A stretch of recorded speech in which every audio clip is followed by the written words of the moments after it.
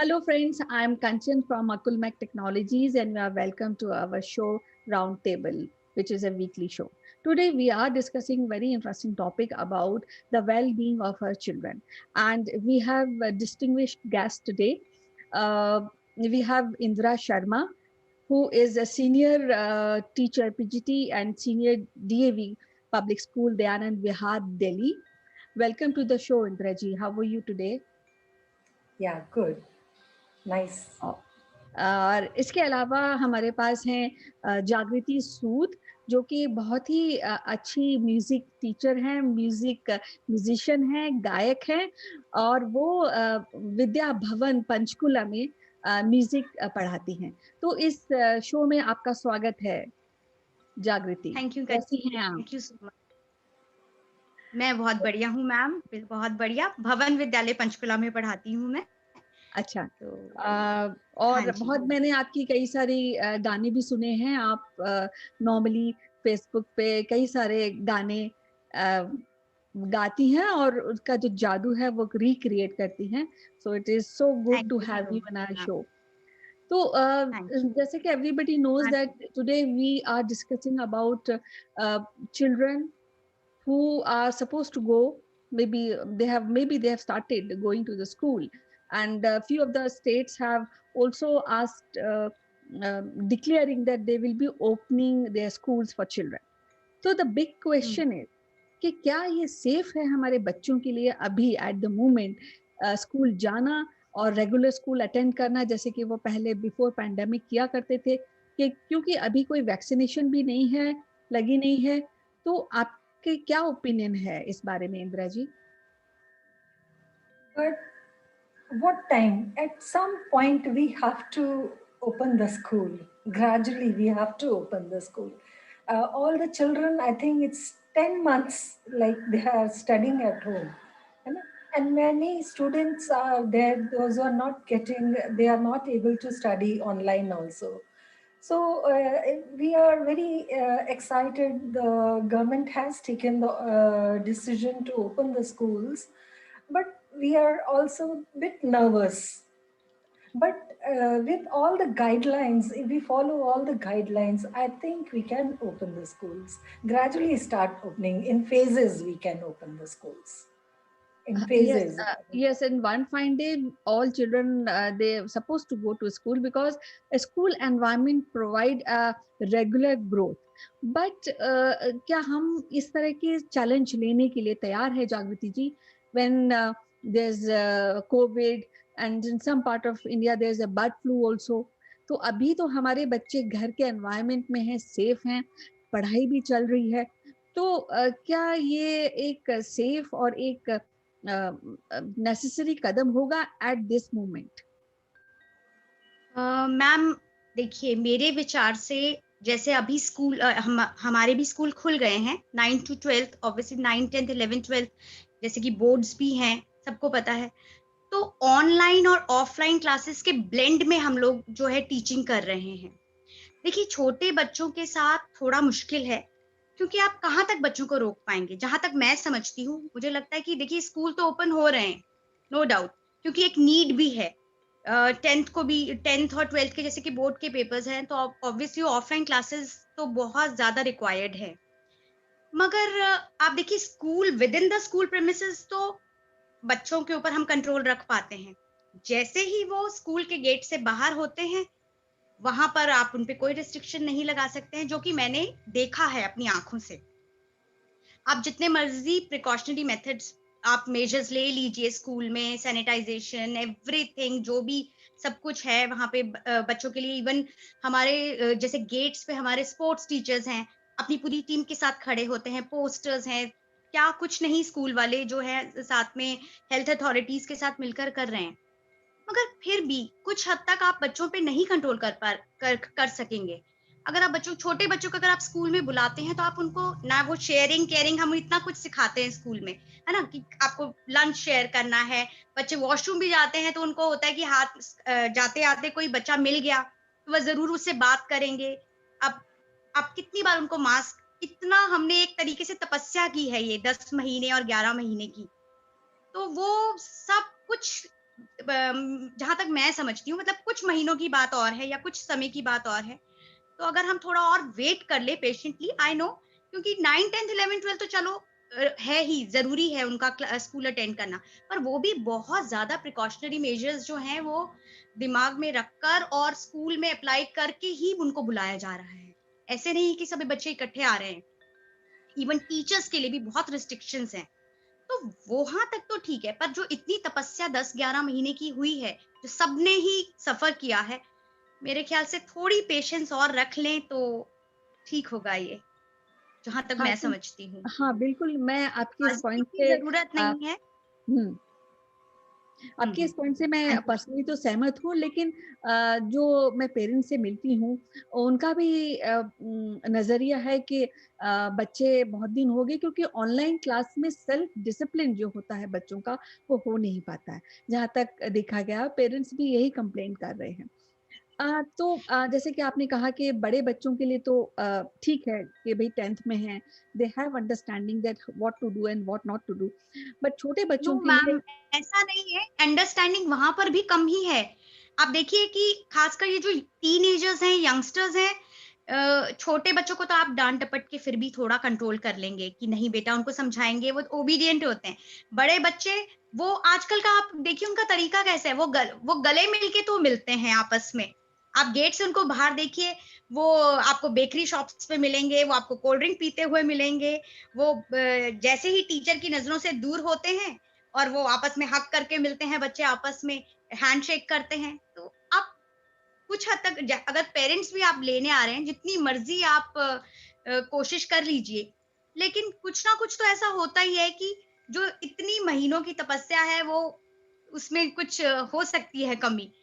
तो बाकी online classes में नो डिसिप्लिन की जहाँ तक बात आप कह रहे हैं, ऑनलाइन क्लासेस में इट डिपेंड्स कि आपके घर का, आप घर में किस तरीके से सिस्टम चला रहे हैं ऑनलाइन क्लासेस लेने का। कुछ वर्किंग पेरेंट्स होते हैं, ऑब्वियसली वो अपने बच्चों पे चेक नहीं कर रख पाते, क्योंकि घर में अवेलेबल ही नहीं है, तो बच्चा पीछे से अटेंड करेगा कि नहीं करेगा, आपको नहीं पता चल रहा। और डिपेंड करता है बच्चों की नेचर पर भी। कुछ बच्चे बहुत सीरियसली अपनी स्टडीज़ को लेके होते हैं, कुछ है कि सामने कैमरा के बैठे भी हैं, ऑफ कर देंगे, खाते रहेंगे या कुछ गाना गाते रहेंगे, कुछ भी करते रहेंगे। मतलब ये जनरल चीज़ें हैं जो हम देखते हैं जनरली एज़ अ टीचर। तो Indira ji, what you think about this Yes. Crucial decision? At this time, classes for class 11, 12 is very important because they are already having their practicals, board practicals from 1st March. So if they don't come back to the labs, they don't do the practicals, how they are going to do their board exam? So that is very necessary. But with all due precautions, like in the labs also, like with limited number of students, they come to the grounds, limited number of students if they come, that is required actually. That is very much required for 11 12 students. Initially, I think now only the senior classes are coming, middle and juniors haven't started coming yet, but gradually as things move on, let's see how it opens. But at present, for 12th, it is very important for I 12th also class. heard in the And news that for they are having their board exam also. They have been studying online. So once they are back and they brush up their last with their teachers, if they talk to their teachers personally, they'll get motivated. Otherwise, like they are going to sit for the board exam also, not practicals, then board exam also. yes, Then they'll gain confidence and they'll get motivated and they'll do better. And but with all due precautions, and they will understand because children also, they are very serious about their careers. 12th class children, 11th, they will take. They'll listen to the. I feel okay. So they I think will. I've heard, whether I'm wrong or right, I don't know, because I think government has announced that uh, these board exam will not be conducted this year. So No, that no, is no. one. Okay, No, okay. they've already given the dates. Oh, Dates, I so they have नहीं ma'am, to. for yes, for board exams, I think May month is decided. May to June. May to June, yes. May, June. June 10th, up till 10th June. 3rd May to 10th June. Yes, so Because that my means we daughter have a is in lot of. +2 and she's having her exams in May month. Okay, okay, okay. Oh. So actually, now we have discussed that we should be taking precautions, and we should let go our children to the school. But as Jagriti has mentioned, that it is difficult to really control the big Ma'am, for classes, junior children of classes, big I'm classes. saying. I am talking about the junior students. Yes, Junior Like junior. kids. those Yeah. junior, yes. So I mean, And for board exams, they have to come to, attend the yes, school. They need to attend the school yes. for So practicals and I know. So, what are the precautions at parents' side parents should take? What they should really take care when they are sending their children to the school? ma'am, you are asking me? Yes. Okay. See, I take junior section, right? I Mm. take third, fourth, fifth, sixth. So जहां तक बड़े बच्चों की अगर आप बात कर रहे हैं, तो जैसे हमारी स्कूल में भी बुलाने से पहले कंसेंट मांगी जाती है पेरेंट्स से। तो हम लोगों ने प्रॉपर एक पेरेंट्स के साथ हमारा सेशन हुआ था। एज ए पेरेंट मैंने वो अटेंड किया था, तो वहां का मैं आपको जरूर बताऊंगी। कुछ पेरेंट्स तो बहुत ज्यादा चाहते थे कि हमारे बच्चों को बुलाया जाए स्कूल, और कुछ पेरेंट्स जो थे वो बहुत ज्यादा अगेंस्ट थे कि no, a big no from their side, कि नहीं, हमको तो नहीं भेजना है कि जब तक वैक्सीन नहीं आएगी। पर मैंने ये देखा है कि देखिए, अब हम रोजमर्रा के काम तो कर ही रहे हैं ना। बच्चे मार्केट भी जाते हैं हमारे साथ, घूमने भी चले जाते हैं, क्योंकि बहुत ज्यादा टाइम अब हो चुका है और बच्चे भी फ्रस्ट्रेटेड हो चुके हैं। तो एज पेरेंट्स की तरफ से हमने उनको जो मतलब जो सजेशन हमारे स्कूल अथॉरिटीज की तरफ से दी गई थी, वो यही दी गई थी कि आप उनको खुद छोड़ने आए, खुद लेने के लिए आए, गेट पे आप अवेलेबल होने चाहिए उनकी क्लास ओवर होने के बाद। और स्कूल की तरफ से था कि जब स्कूल ओवर हो जाता है, तो हमारी पूरी जो टीम है वो अपॉइंटेड होती है अलग अलग पॉइंट्स पर, ये मेन गेट से लेके पूरे रास्ते तक। वहां पर उनको कैसे उनको भेजना है, सोशल डिस्टेंसिंग उनकी पूरी ध्यान रखना है, मास्क होने चाहिए, सैनिटाइज होने चाहिए उनके हाथ बार बार। फिर उनके हर बच्चे के साथ कोई भी बच्चा अगर आपको बात करता आपस में दिखता है, तो अलग अलग वहां पे अपॉइंट किए हुए थे। तो ये चीजें हम स्कूल की तरफ से तो ये सब हो ही रहा था। पेरेंट्स से अथॉरिटीज ने ये उम्मीद की थी कि वो गेट पे अवेलेबल होने चाहिए जब स्कूल ओवर होता है, बच्चा निकलता है, क्योंकि बाहर आपको नहीं पता क्या करेगा बच्चा। तो आप टाइम से आइए और टाइम से बच्चे को लेके चले जाइए। और इससे ज्यादा तो मेरे ख्याल से क्या कर पाएंगे। और यही पेरेंट्स की साइड से तो यही उम्मीद की जा सकती थी। बाकी जब तक बच्चा स्कूल में है तब तक स्कूल की रिस्पॉन्सिबिलिटी बनती है, वो पूरा ध्यान रखा जा रहा है। So, और Indraji, वैसे भी what phases is yeah? So, Indraji, what is नहीं नहीं your advice for the parents who are willing to send their children to the school?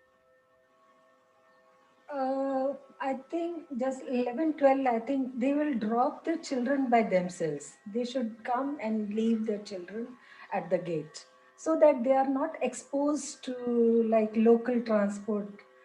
So they may they may get any attacked by the virus. So they should leave the children at the school. And at the school, the teachers, they are very methodical, and they are very like they do take care. They follow all the guidelines which are provided, all the like masks, sanitizers, whatever at the gate, everything. They'll have all the system in the classroom. Less number of students.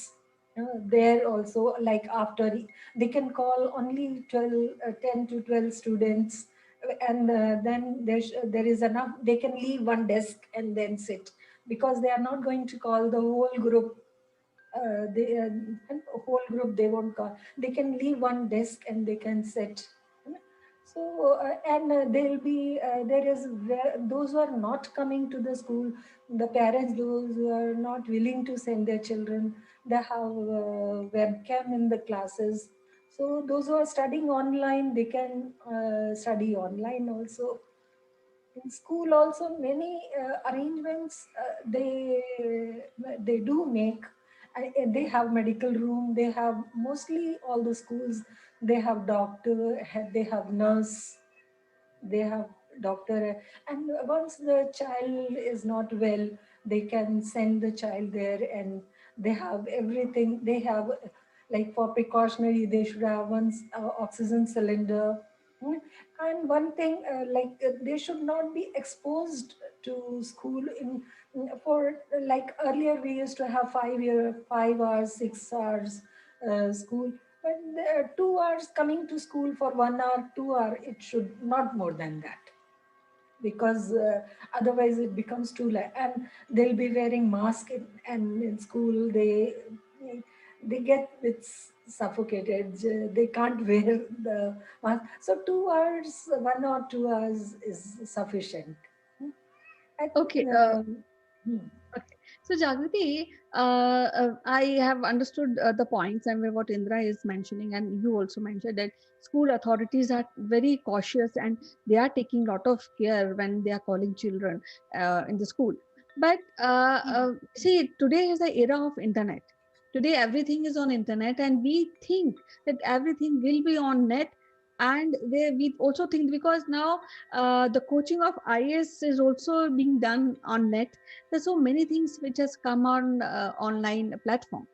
So do you feel that going to the school will benefit, and not studying at Sorry, ma'am. home? इसमें there is some call, so I was disconnected for a moment.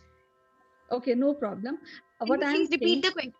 yes, मैं आपसे ये बोल रही थी कि अभी तो आप जानती कि सारा ऑनलाइन ही जा रहा है, प्लेटफॉर्म ऑनलाइन हाँ, प्लेटफॉर्म इंटरनेट पे पे सब आपको कुछ जहाँ तक शिफ्ट मैं हो सुन गया है. रही थी, हाँ जी। Huh. Even government, even Modi is also saying that you should come on online platform, use more and more online platform.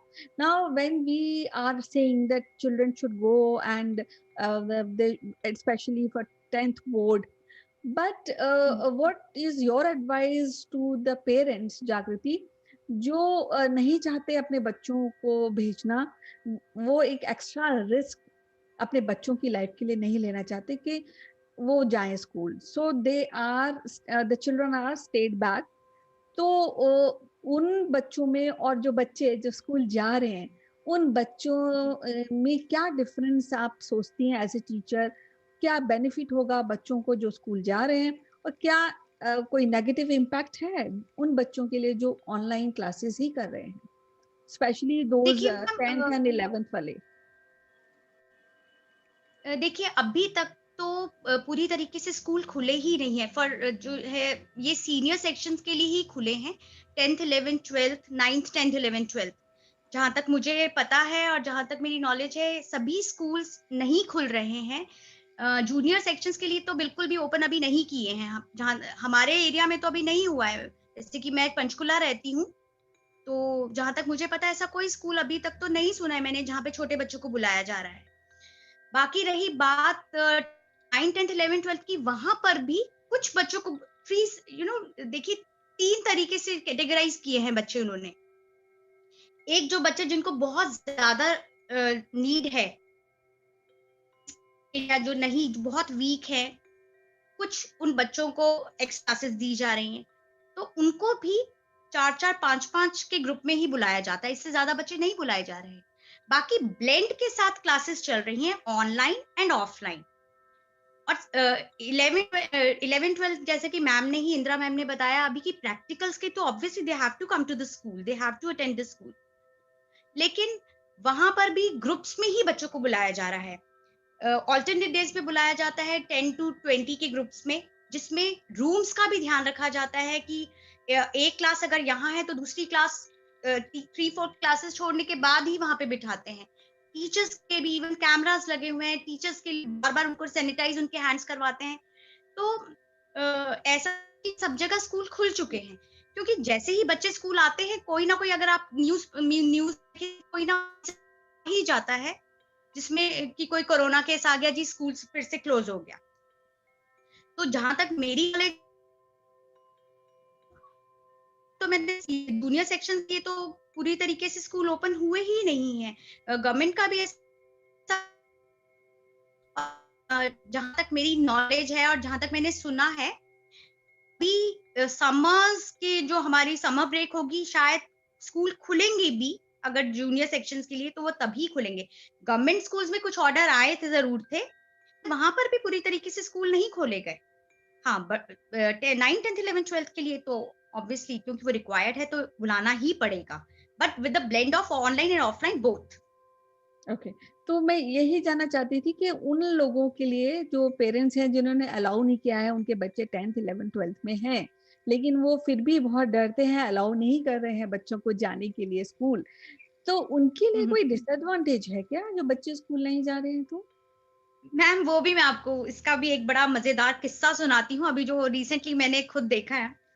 अब हमारा मीटिंग चल रही थी तो उसमें एक पेरेंट कह रहा था कि हम तो बिल्कुल नहीं भेजेंगे अपने बच्चों को।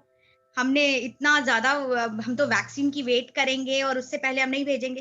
क्योंकि उसका उनके बच्चे जो उनका बच्चा था वो बहुत इंटेलिजेंट था। और वहीं पर एक हरियाणवी पेरेंट भी थे, जिन्होंने बोला कि अरे मैडम जी, हम तो कह रहे हैं कि आप बच्चों को बुलाइए और इतना बड़ा आपका स्कूल है, आप किसी भी कोने में बच्चों को बिठा दीजिए, एक को यहाँ बिठा दीजिए, एक को ग्राउंड में बिठा दीजिए। तो ये बड़ा मज़ेदार किस्सा था, उस टाइम पे सब बहुत हँसे भी इस बात पे, क्योंकि उस उनका जो बच्चा था वो बहुत वीक था स्टडीज़ में। और वो फिर देखिए, मतलब अगर हम इसको सीरियस नोट पे लें तो कई बारी क्या होता है कि देखिए ऑनलाइन क्लासेस भी इतना ईज़ी नहीं है अटेंड करना, ये तो है ही। किसी का घर छोटा है, किसी का घर बहुत बड़ा है, किसी के घर में फैमिली मेंबर्स ज़्यादा हैं, किसी के घर में डिवाइसेज़ नहीं हैं, तो it's not easy to take online classes also. तो वो चाहते हैं कि देखिए जी, हमारा घर, उनका उनका कहना था कि हमारा तो घर भी ऐसे गवर्नमेंट से मिला हुआ है, हमें 3 कमरे हैं और मतलब बच्चे मेरे 3 हैं, मैं किस-किस कमरे में उनको बिठाऊँगा? सो अपनी-अपनी प्रॉब्लम्स, अपनी फैमिली प्रॉब्लम्स, अपने circumstances, situations, it all depends कि औ तो वो लोग चाहते हैं कि जी आप ऑफलाइन ले लो, उनको अगर जिनको नहीं है खतरा। कुछ लोग हैं, कुछ पेरेंट्स बहुत ज़्यादा कॉशियस रहते हैं, कुछ जो पेरेंट्स हैं वो बहुत ज़्यादा अवेयर हैं, है ना? pick तो a इट time. डिपेंड्स करता Restart है now. एजुकेशन के ऊपर भी। Pick a time. तो तो मतलब मैं तो यही हाँ, तो फिर इंदिरा, आपकी क्या राय होगी? What is your opinion for parents of those people who, those children who are not going to the school? Indra?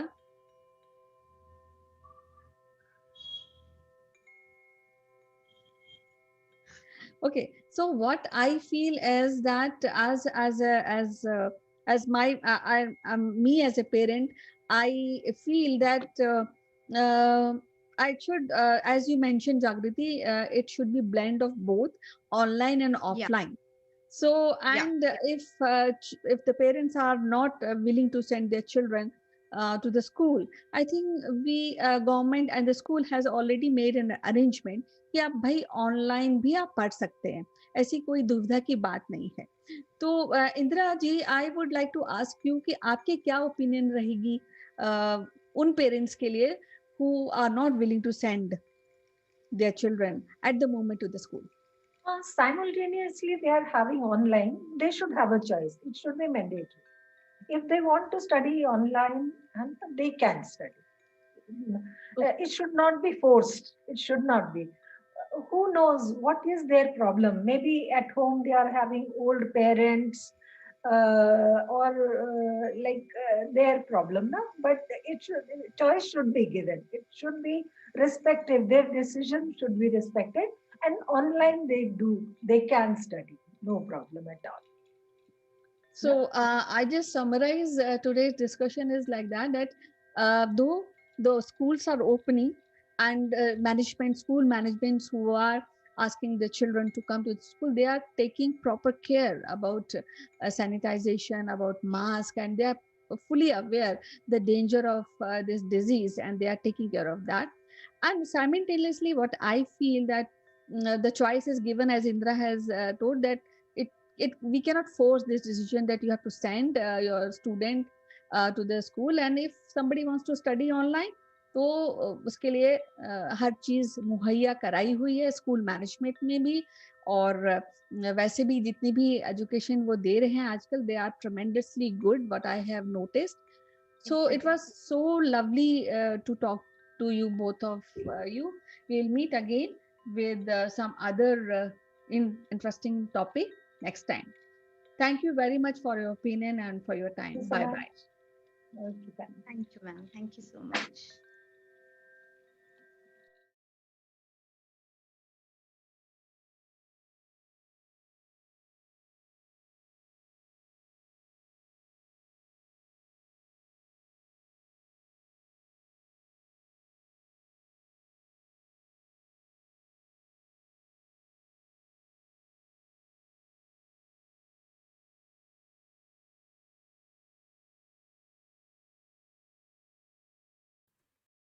Hello friends, this is Akulmach Live and I am Chandrakant. And our section today is you should have learned everything in school, but you didn't.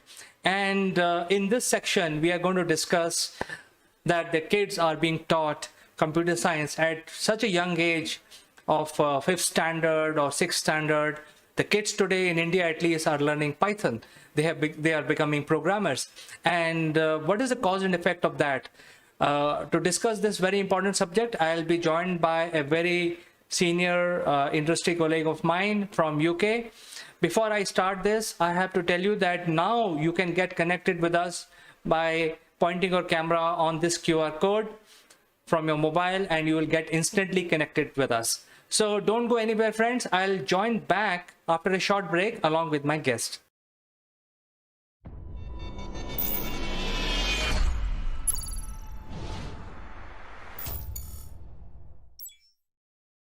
Friends, have you ever wondered that making a lasting impression online is similar to landing on the moon? If yes, we have a solution for you. Akulmach Genius program will help you prepare for your upwards trajectory towards success in the digital world. Our program consists of 12 unique tailor-made sessions of 1 hour each, spread over 6 weeks. Akulmach Genius program provide you practical knowledge about how to optimally use online video platform with lights, action, camera, as well as crash course in using virtual screens.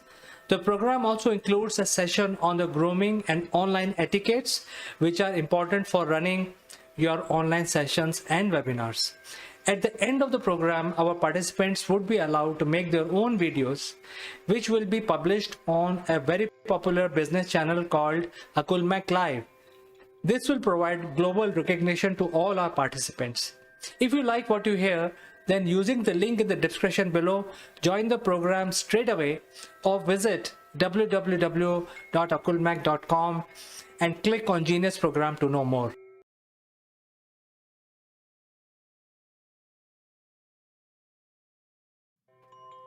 Welcome back, friends, and we are starting another edition of Everything You Should Have Learned in School But You Didn't. And to discuss this, I am joined by my greatest friend from UK, Mr. Naval Gund. How are you, Naval? Good morning, CK. I'm very well, thank you. And good morning, everybody. Everything you should have learned at school but didn't. My goodness, that's a huge topic, isn't it? And the older you get, the more you realize what you should have learned at school. But the question is, were you taught it? Who knows? But we're going to talk about a subject today where a country, let's call it India, because that's the country it is moving ahead in the IT world, in the digital world. Because for the last few years, school children as young as 4 or 5 have been learning digital skills, proper IT skills. And we all know that if you learn a new language when you're very young, it starts to stick, and all of a sudden you know 2 languages. Well, we're talking about the language of IT today. So, CK, why don't you just give a little history of what's been going on in India over the last 4 or 5 years? Because this isn't a yesterday phenomena. It's been happening for a few years. So over to you. Well, Naval, I think from class 1, when the child is merely 5 years old, they introduce a subject called computer science in the curriculum. And as part of the subject, they taught the child across the board Windows, how to do this, how to do that, how to open a file manager and all that in class 1.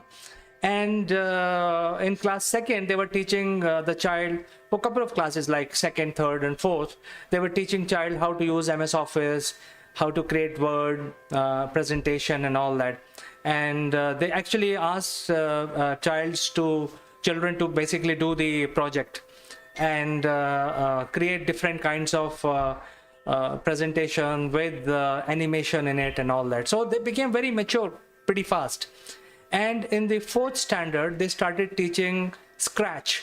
So the schools are teaching Scratch, and as a result of that, there are numerous freelancers, teachers who are also teaching Scratch. So just in case, if the concepts of using Scratch is not clear in the classroom, then there are freelancers, teachers who can train your word, and that's how you actually pick up the programming skills and try to understand the underlying logic. And in the middle school, they've introduced a language called Python, which is an easier language. But personally, I feel that the logic is not very strong at that age, because the heart of all programming languages having the ultimate logical mind. So my opinion is, I think they are introducing all these things quite early without building the foundation of having a logical mind. Because language is very simple. You just have to remember 50 commands and you can pretty much program anything.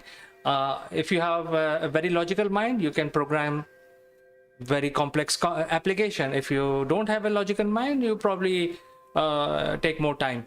But the fact of the matter is the kids are now learning programming language in the middle school, which is at the age of 10 to 15. That is a bracket of disciples here in India. Well, that's a very good overview of what's been happening. And as you say, you've proven it wasn't instated yesterday. It's actually been around for some considerable time. So you have to congratulate the education system in India for doing something that's more relevant to today's business world. Because one thing that you and I keep on harming on about here is that what's the purpose of education? In other words, why education? And ultimately, the why of education is you've got to stand on your own 2 feet. You've got to be able to create your own income, live in your own property, and get on with your life. Because the bank of mum and dad will cease at some time in the future. The reality is I've got some 35-year-olds living away from home, and the bank of mum and dad is still there if they need it. But the point is they do stand on their own 2 feet, and they do want to do in their own life. So the purpose of education for me is to be able to live independently and have fun, enjoy your life, do something to take advantage of the number of years you're going to be on this planet. So in other words, give something back.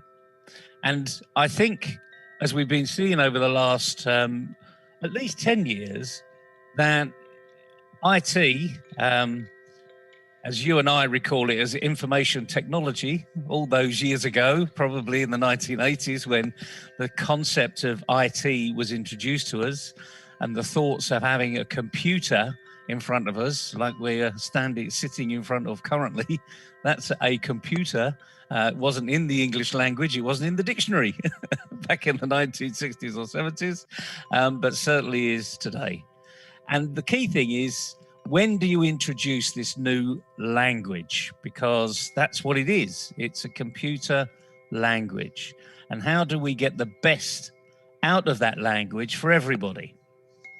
Well, I'll be honest with you, I have no intention of learning a language like Scratch or any other IT language. I do remember some of Fortran and Algol 68R, which really does date me. But as for the new languages, I'm not really into. I've got no interest in it whatsoever. But young people today, everything's going to be in that type of world. So they're going to be exposed to it. It's a bit like saying, you need to learn English because English is the business language of the world. And I know in India, you have English classes. Funnily enough, in England, we have English classes, but they're probably slightly different English classes. And it's all about, in some respects, structure and vocabulary. And vocabulary comes from a dictionary. So, in other words, learn the language, but need to know about the structure, how to structure it. There's a pretty famous English teacher in the UK that talks about the apostrophe S, when to use it, when not to use it. And she uses it in line with a comma. And it changes the whole interpretation of a phrase if you put commas or the apostrophe in a different place where it would be expected to go. And again, in any language, any computer language, I don't know about you, but they still call it syntax. Is it still called syntax? There you go. You can get the syntax wrong. And you can get yourself in a loop, de-loop, and never actually get out of it. But the thing is, the question we need to ask, CK, is it working? How long has it been in the new era, in the new education era? And what results are they getting from it? Are we actually seeing news articles about, super kids that have created a new app at a young age or something like that? What's come out of this program of change that we can actually tap into? Well, Naval, I think the biggest challenge parents are having, which is like relearning what they did in the school, because of the name of the program is you should have learned in school, but we did. So in my case, I did my computer science at a ripe age of 20 years. That is when we got introduced to different languages. And fortunately for me, I was a C++ programmer, not C++, C programmer, which is the ancient brother. I remember. Yeah. Right. So, and because of that, the logical mind of how do you create a program is very strong.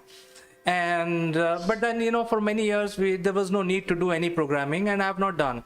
But the logic is like, there is, if this condition, else this condition, else this condition, all that loop, and the syntax is very clear, and that gives me advantage over other parents, that I can pick up any language. And because of this change in the curriculum, and we have to teach our children, I have downloaded a fresh new compiler called Android Studio, and that will give me a chance to create something new, some other application in my free time, and also be able to help the kids with their programming challenges, because programming is not easy. They will come up with some question, and I don't want to look like, hey, parents don't do anything about our subject. So I want to know exactly, in case this gets stuck, I should be able to help them out.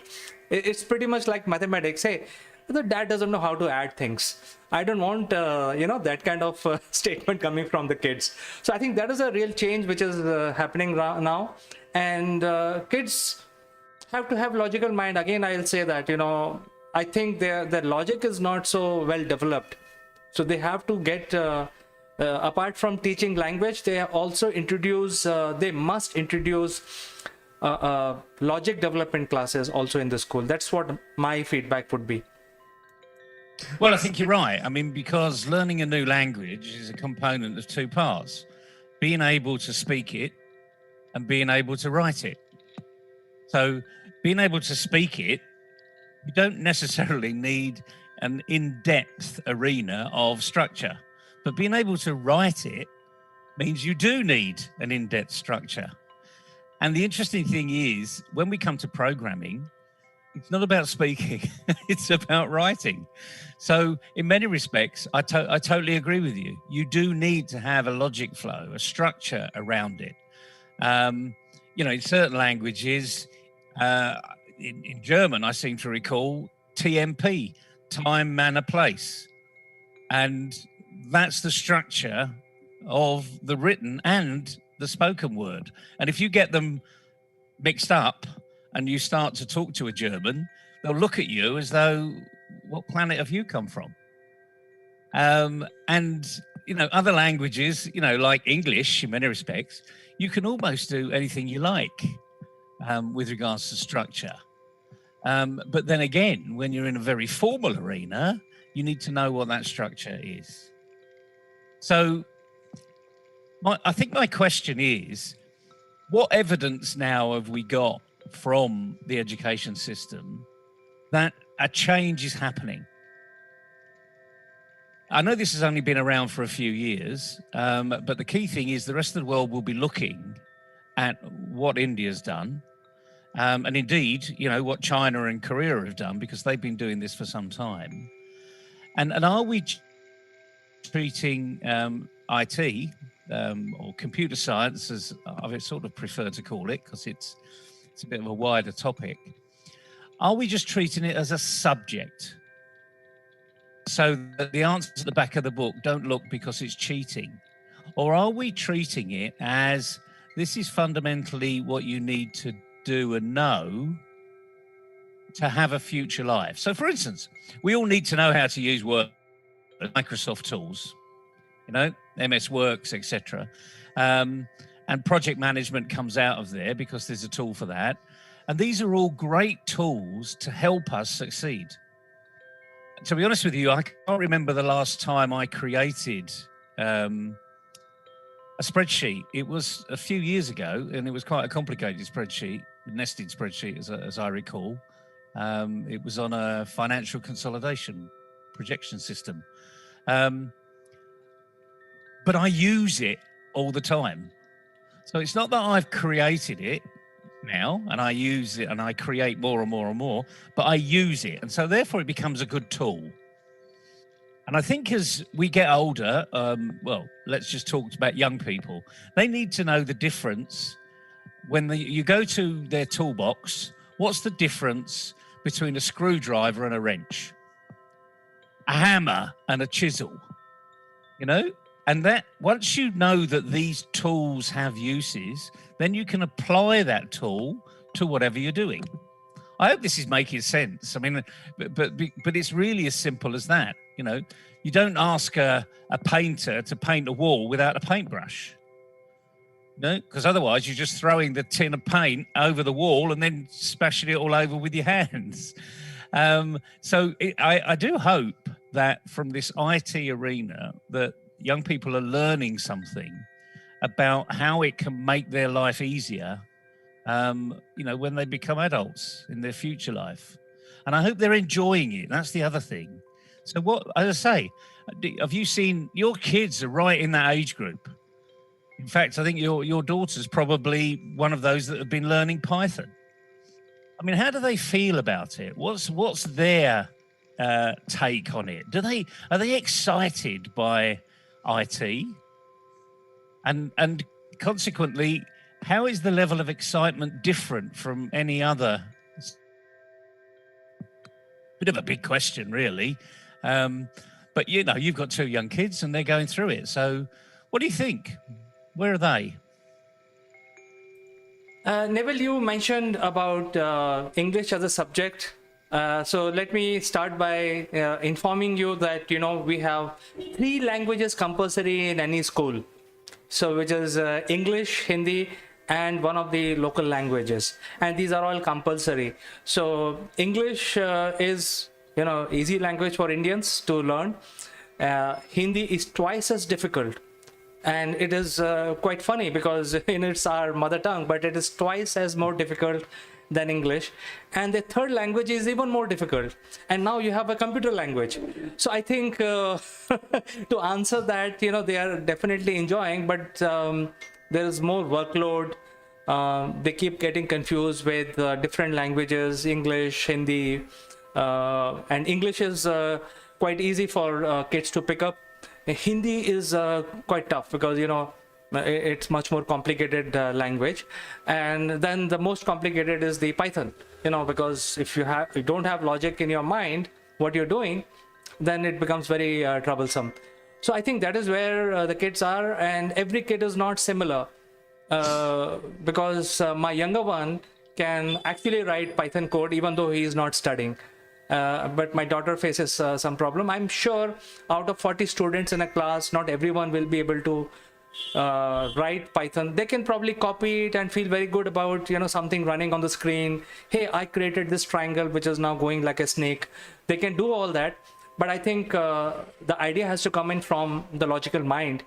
And that is why even for language, like for example, Hindi, to speak proper Hindi, you have to have a very logical mind, because as you said in English, if you change one apostrophe, a comma, the meaning changes. Similarly in Hindi, if you just miss one line, it means totally different and sometimes very obscene. So you have to be very careful with languages, and also true for Python as well. It's very true, but I think one of the beautiful things in the IT world is it is cut and paste. I mean, the majority of people have done this before, and so you can actually pull down a bit of code and use it and see what happens. So I think the nice concept of open source and sharing.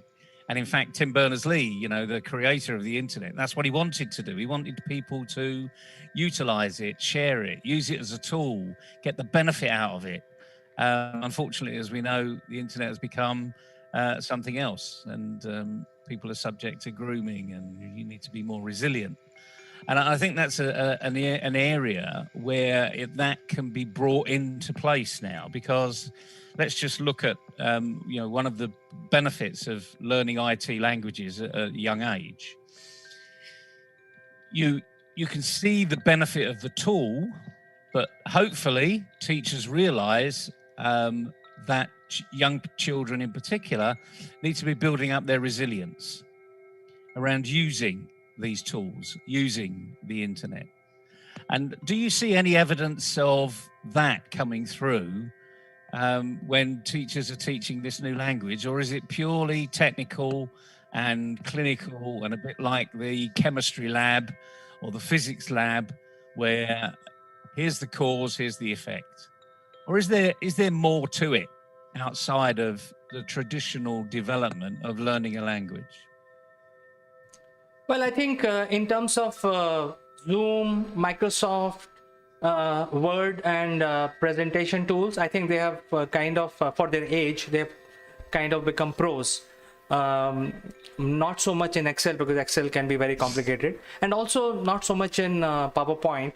But I think in Word, and you know, they can do most of the basic stuff. When it comes to programming, I think it's all cookie cutter, as you said, cut and paste. So teachers tells them to do this, copy this code, learn the concept behind each command. So they are not able to come out with an idea by themselves and create a program to do things. For example, when we were learning, we were given task of creating a diary software, for example, where the software should be able to store a date, a calendar, and the name of the person, addresses probably. So you have to create database, you have to create the program, and you have to create interface for creating a normal stuff like a diary. So things like that. I don't think they have reached that level of imagination where they can create programs by themselves. Well, I think that I mean, that's the next logical way forward, so that they can actually take a stand back and say, why am I doing this? What's the desired aim? Rather than just making a triangle do flips and, you know, jump through hoops, which is all great. I mean, you know, it's really good to see that you can do things and write things to make that happen. But sooner or later, I mean, we're going to get young people really focused on this question, why? And you remember your children before they went to school, CK, when you were going on holiday or even going down the shops and they're in the car, are we there yet? What's that? Why is that happening? Why are we doing this? What's over there? And kids are great at asking questions. And eventually, I think what we'll do here is by this new language, because it is a language, let's face it, it's simple. It's a language and it's a tool to a result. Once they really start to learn it, they're going to ask the question, why? And I hope teachers are prepared to answer the big question, why am I doing this? What's in it for me? Where's this going to take me? Why do I need to learn this? How will Python affect the rest of my life? What's the point of Microsoft tools? These are huge questions. And 4 and 5-year-olds probably asked them, but never responded to. But let me tell you, once you get to a teenager, we need to be prepared with those answers. And a lot of the answers are going to come from the individual. So if they say, how's Python going to impact the rest of my life? A smart teacher might say, or a parent might say, well, what do you want to do with your life? Where do you see yourself, when you're my age, or even half my age, or your uncle's age, And therefore, it gets them to think a bit more about the question they've asked. And that's maybe when good communication between teacher and child and parent and child and even grandparent and child will start to come to fruition. And we will get to think, because that's another part of introducing this IT wonderful language. It's getting them to think. And I actually think, although logic is a really big part of what they should be doing, once they start to think about it, they'll be questioning the logic themselves. So once they become entertained by the opportunity in front of them, then they'll start to make their own rules. They'll start to say, well, I need to go and do this as well. If I do this, it's going to be better. And the best way anyone learns is to work it out for themselves. As you well know, this is about actions and doing. So I applaud, the change in the education system to bring in IT skills. I'd like to see a country that's bringing in finance skills or money management at that young age, because that would be a fantastic trip to do as well. And again, more practical than ever. Because if you go to university, you need to know how to budget.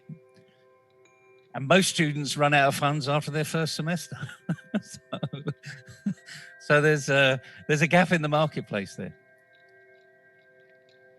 Actually, you mentioned about the college. There is a joke which I want to crack with you. And the joke is about that, one of the guy actually asked his parents to send money for buying a book. But parents were very smart and they sent the book instead. So he was crying, I asked for money, but my parents actually sent me the book itself. So, such things happens. But I think since the name of the program, our program is You Should Have Learned, but You Didn't. And that is why I think one of the challenge when the questioning start, as you mentioned, that the questioning will happen and in the old days when we were studying, and if my dad doesn't know math sum to solve, okay, dad can't solve it, I have to go back to teacher only. That was a situation that time. Similarly, now there will be a question about some logical stuff, some command, and I don't want to get into that situation, and that is why I'm going to brush up my programming skills. And the latest stuff which is available for me is Android, and I'm going to do something crazy on Android Studio. So that is my way of tackling this situation. And I'm also gearing up for the future. When the kids actually start becoming real good programmer, I should be also growing with them. You hit a nail on the head there. And I'm not sure we should go down here, but I'm going to do it anyway. one thing that we do know is that a child, especially a young child, thinks their parents walk on water. They know everything. They're wonderful, you know? Not all the time, obviously, but the majority of the time, children really do look up to their parents for guidance, for reflection, to see, you know, oh, I remember saying, oh, my dad does this, my mum does that, you know, be proud about it. And the nail you just hit smack on the top of the head was, if I ask my parent how to do something and they don't know, what is that saying to the child? In other words, you've put your parent on a pinnacle here and your teacher's on a similar pinnacle over here. And you look at your parents and you say, can you help me do this? And your father turns around. And I'm sure you've said this before. You know, I heard my father say it to my kids before. I don't know how to do that. You know, you need to go and ask your teacher. And I think the answer there is, if your parent that you put on a pinnacle doesn't know how to do it, then all of a sudden the child is going to say, well, why do I need to do it? How is this going to impact me? You know, my dad's this, and he does this and that. And, you know, we go on wonderful holidays but he doesn't know how to do this. So why should I bother? We need to address that question. Okay. And a lot of it is parents need to address that question. So here's a call out to all parents. Even if you don't know how to do it, right? It's not your ego that's being hit here. It's not anything to do with you. It's everything to do with the child that's being asked that question. And you need to go back with a response that makes sense to the child. Now, whatever that response is, I don't know, frankly. I mean, I would say I'd need to understand a bit more about what you're doing. It might take me a while. So the best thing maybe is to think about it yourself. You can't think about the answer. Go back to your teacher and see if your teacher can point you in the right direction. Or go and ask your friends. Now, all that means is, it's not that I don't know. It's just that it's not important to me. So I need to understand a little bit more about your world. And I think if parents took that approach more often, then, you know, perhaps their children would grow up with more of an inquisitive mind and saying, well, it may not be important to you, but it's important to me at the moment, and I need to understand it. This is not, you know, an easy thing to do, frankly. As a parent, you're not going to be the best Hindi speaker or French speaker, German speaker, Spanish speaker, or Italian speaker if your child's learning any of those languages, or indeed even English. And you're not going to be the best, you know, the best physician in the world or physics teacher in the world. You know, you're not perfect, but you are good at what you do. So you need to be practicing a bit more what you're doing so that your children can grow in this incredibly fast-moving arena. A fascinating subject today, CK. I hope people have got to grips with the fact that everything you should have learned at school but didn't is actually quite important. And you can go and learn about all these things. If you don't know, if you're a parent out there with young children, go and Google Python. Go and have a look at some YouTube presentations on Python. Or even indeed Microsoft tools, if you don't know anything about Microsoft tools, because you never know. It might prompt you to go and think, well, maybe I should. I think I'm reliving my school days because, you know, I had forgotten about factoring. And a couple of years back, I had to dig down into Google and understand and relearn the factoring because I had to tell the kids. Now I'm going to relearn my programming. So I think this is a lesson for all the parents today. Thank you so much, Nibal, for coming over and discussing this very, very critical subject. Everything you should have learned in school, but you didn't. We will catch up next Friday again on the same show. Good stuff. All right. Good luck, everybody. Have a good weekend.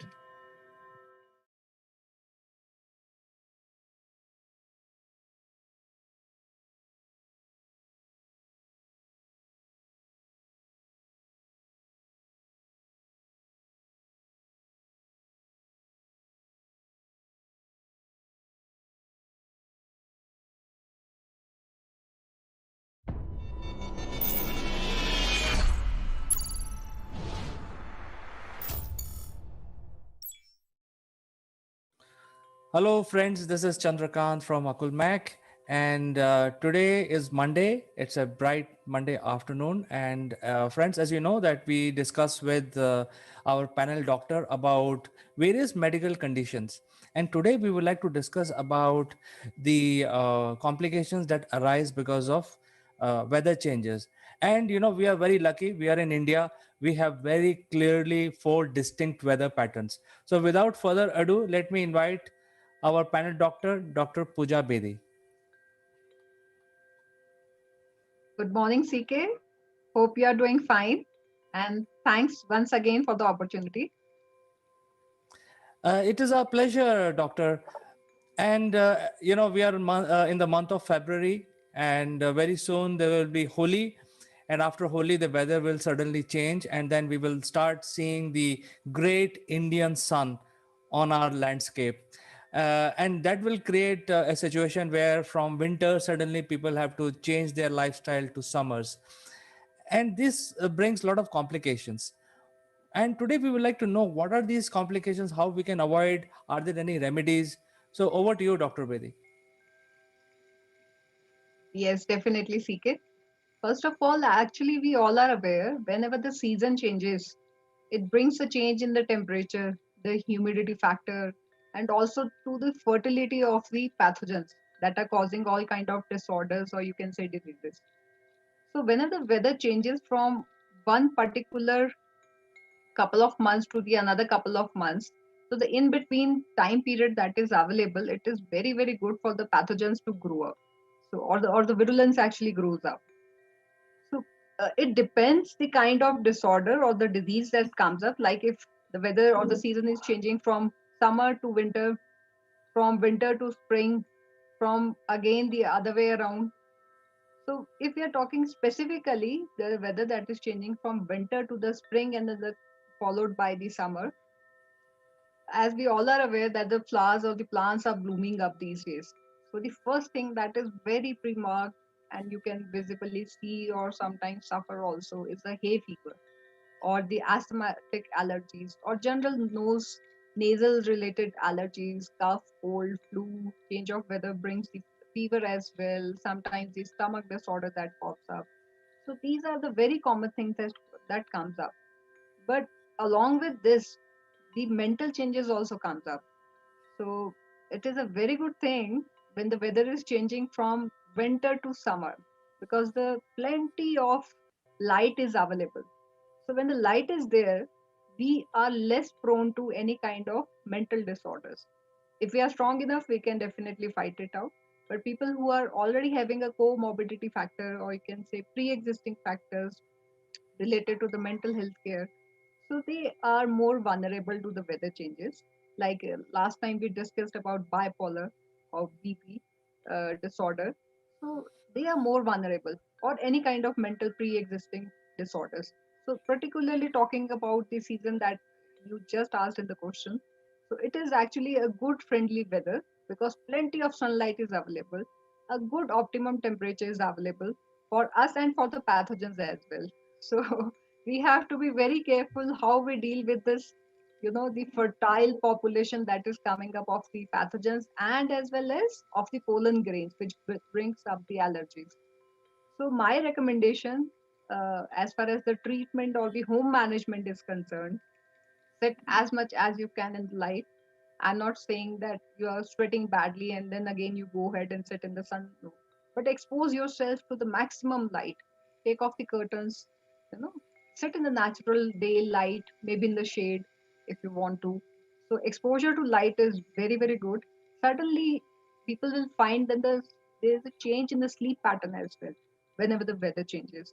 So the exposure to the light, it brings the melatonin level ups and down, which actually directly affects the sleep pattern in humans. Be on a very good diet, and the basic mantra is to maintain a very, very good hygiene. So if we are able to maintain a very good hygiene, we can actually reduce the to almost 50 to 70%. So basic hygiene and a good diet is highly recommended for any kind of weather change. And I myself personally like this weather because suddenly the sun that goes down little early, now the time is delayed, so the daylight is more available. Daytime is more available. So this is a good weather. Well, Dr. Pooja, we are in India where we have clearly 3 to 4 clear, transition from winters to summers to rainy season and again to winters. But then there are certain places in the world where the weather never changes. Like, for example, on equators, people have the same weather throughout the year. That means the sun will come up in the sky, and by afternoon it will rain, and very torrential rain every day. So that is a process, and then in the night the temperature dips and it becomes very cool. Even though you are on equator, the temperature can go down up to 9 degrees or 8 degrees in the night. So in one day they see so many transitions. And the whole point is that they, people who are living in these conditions would have immunity towards these pathogens. Yet people suffer from all these ailments. They have common cold, they have mental issues, uh, you know they also have a lot of light in the morning, but they are not able to cope up as the day passes. So I think it's a situation related to a lot of human beings, where they have to adjust to these ailments which are arising because of the temperature or weather change. What is your guidelines to those people who are not immune to these ailments? Right. So, taking the first part of your question, that people who are living next to the equator and people who are living far away, north and south. So, we tend to adapt to the changes. That is a basic nature in the human race. So, we definitely adapt to the change. So, in whatever climatic condition we are living in, we get used to it after a while, especially growing up periods. And these kind of disorders, they majorly affect, if we are talking only about the physical disorders, all the physiological ones, they majorly affects kids under the age of 5. So you can see the mortality rate is more in them. So it is highly recommended that they should be put on a very good diet. The vaccination is to be there right on time. If it requires the frequency, then it has to be there. Plenty of fluids. Maybe I'm not saying only the water, maybe the juice, lassi, curd, in any form. One can take the fluids, or maybe the raw form of the fruit. They should actually go ahead with it. Follow a routine. That is so very important. If we don't follow a routine, it somehow leads us to a kind of laziness that again can lead to the, later on, to some kind of initial stage of the mental disorder. So people living at equator, if we are talking specifically about them, they are more or less more prone to the stomach, ear, nose, throat, these skin, specifically skin. So these kind of major disorders, or you can say diseases, not disorders, diseases we see in these people. But you will see, since the daylight is more available, so the mental disorders are comparatively less as compared to the people who are living at the poles where the daylight is very less available. So my recommendation is 3 points are very, very specific and is are universal to almost all kind of conditions, mental, physical, related to climatic. So the three mantras are: please take bath every day, independent of it is snowing outside, independent of how hot it is, how exhausted anybody is. Taking a bath is a must. It makes you mentally very, very relaxed when somebody takes a bath. It calms down the body. Second is the hygiene. So maybe it is, yes, it is related to the first part itself, taking a bath. So hygiene in terms of washing the hands very frequently. So thank God it has been very nicely highlighted in the era of COVID. But prior to that, there has been, number of deaths that are happening because of the diarrhea and many other infectious disorders or diseases. So it's so important to maintain the basic hygiene. Third is be on a very, very good diet, which is less in carb, and the fluid intake has to be adequate depending on the climatic conditions and the temperature variability. So, in fact, you mentioned about taking shower regularly. I've heard about soldiers who are returning from very harsh duty, like Siachen in India, and they are not able to take shower for like couple of months. And when they take shower after returning after a couple of months, like 6 months or 3 months, then you should, talk to them, how they feel. I think the point is very well made. So coming back to our situation in India, where now the weather is changing and the COVID is also there. Although vaccinations are being provided, but the millions of people are still not vaccinated. So there is a very high risk of getting common cold, and that could be dangerous for us also. And the point number two that you also mentioned is that since because of the lockdown, most of the people are indoors. So what is your advice to people by and large, how they protect themselves from ailments like common cold, because that can lead to COVID, or it could be diagnosed as COVID, or probably start the COVID. So how they can change their lifestyle to protect themselves. Yes, CK, definitely. Now, the first part is whenever the weather changes, it definitely brings some kind of changes in the human body as well, in terms of temperature variation, or you say anything, or fluid intake, or the dietary, or the sleep patterns. So, if we are talking specifically about the COVID, and yes, the weather change will definitely have some sort of effect onto this thing, though I strongly believe that the temperature has got no relation to the size and structure of the COVID virus.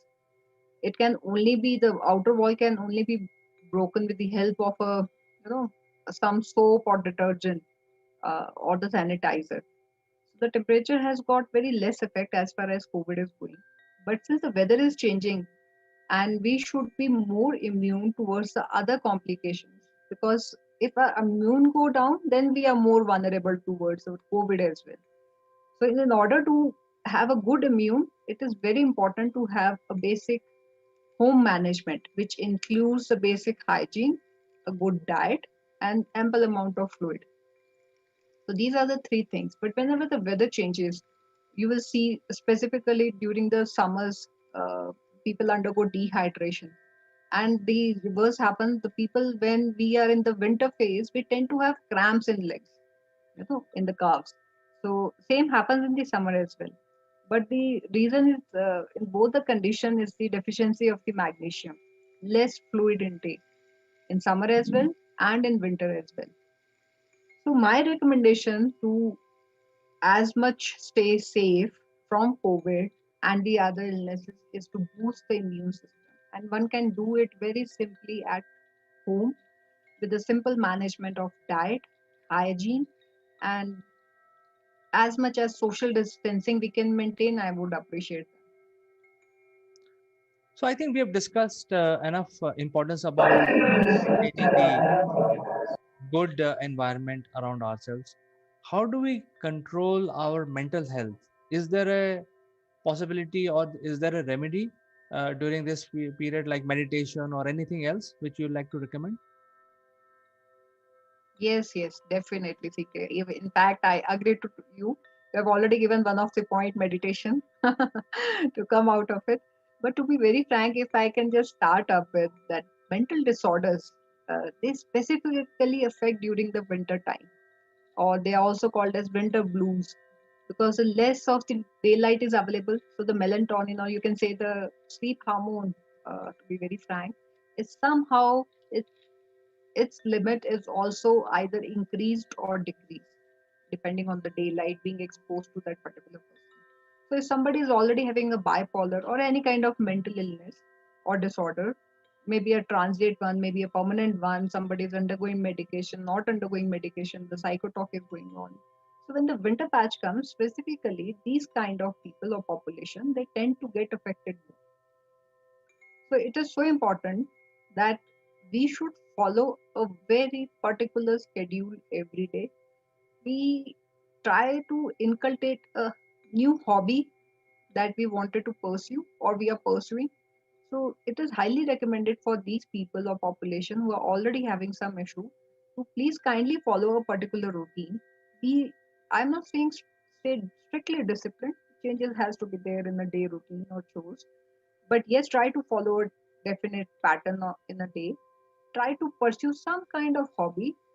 If you are very fond of talking to someone, give a call, or try to write it down if somebody is not available. It's very important that we express ourselves, uh, and the communication, which is actually a key to come out of any kind of mental illness, is very very important. So please, a conversation, I don't mean only talking. Communication in terms of reading, writing, learning, all these factors are to be included. So if somebody is very fond of reading, so they must, or can try some new style of reading, some different pattern or styles of reading. So this is very, very important to get yourself in comfortable shoes if somebody is having some kind of mental disorders pre-existing in them. So that is the first recommendation, communication. And second is, again, I very highly recommend people to be on a good diet.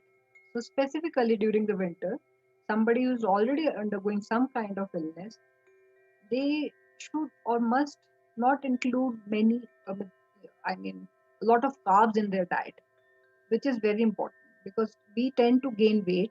Somebody tends to gain weight in the winter time because of the more intake of the carb. And if you already have some kind of pre-existing factor, it adds on more. So I would recommend to be on a very good diet, which is less in carb, more of fluids, and communication in terms of the four different aspects that I discussed, not only talking, but in other aspects is very, very important. Doctor, thank you very much for summarizing this beautifully.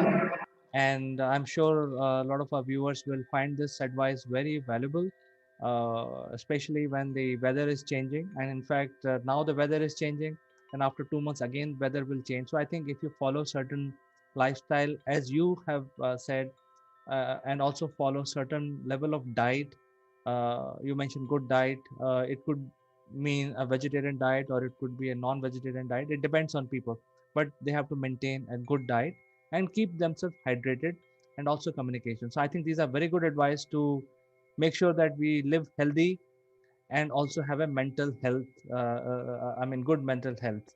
So with this, I would like to say thank you for today, Dr. Bedi. Your advices are very valuable for us. It was pleasure and lovely talking to you on this Monday. Thank you so much, CK, and stay safe. Thank you so much. So see you next time with something more interesting. Until then, bye-bye. Take care.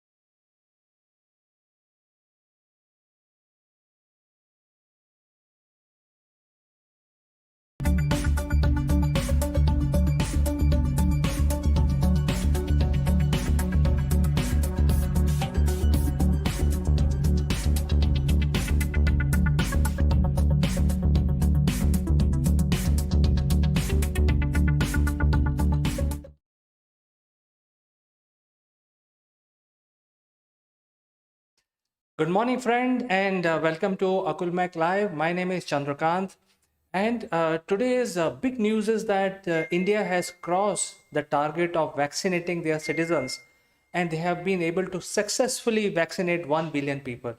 It is a very big deal, and I'll exactly tell you why this is a big deal.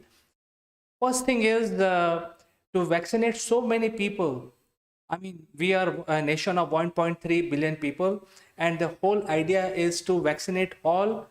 And even if one person is left behind unvaccinated, that is going to help virus mutate further, and it is considered as if it is not 100%. So it was important to vaccinate each and every one of our citizen.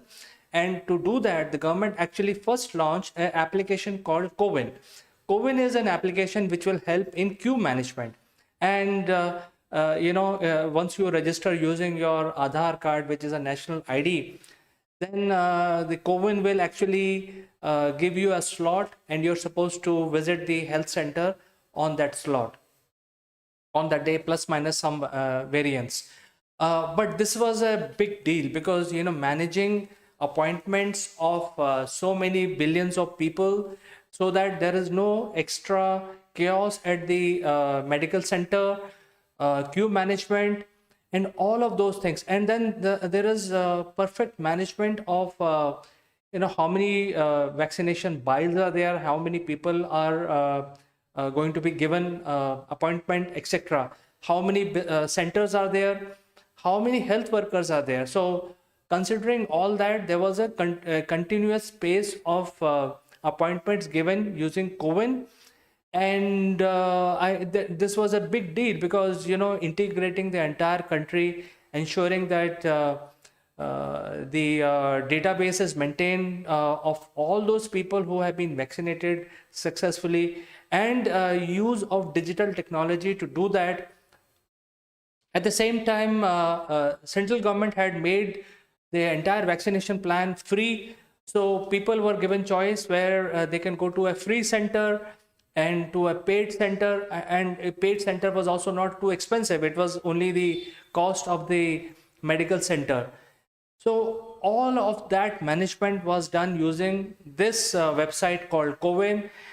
So you could go to a website, or you could go to this app, which I'm showing you in the screen.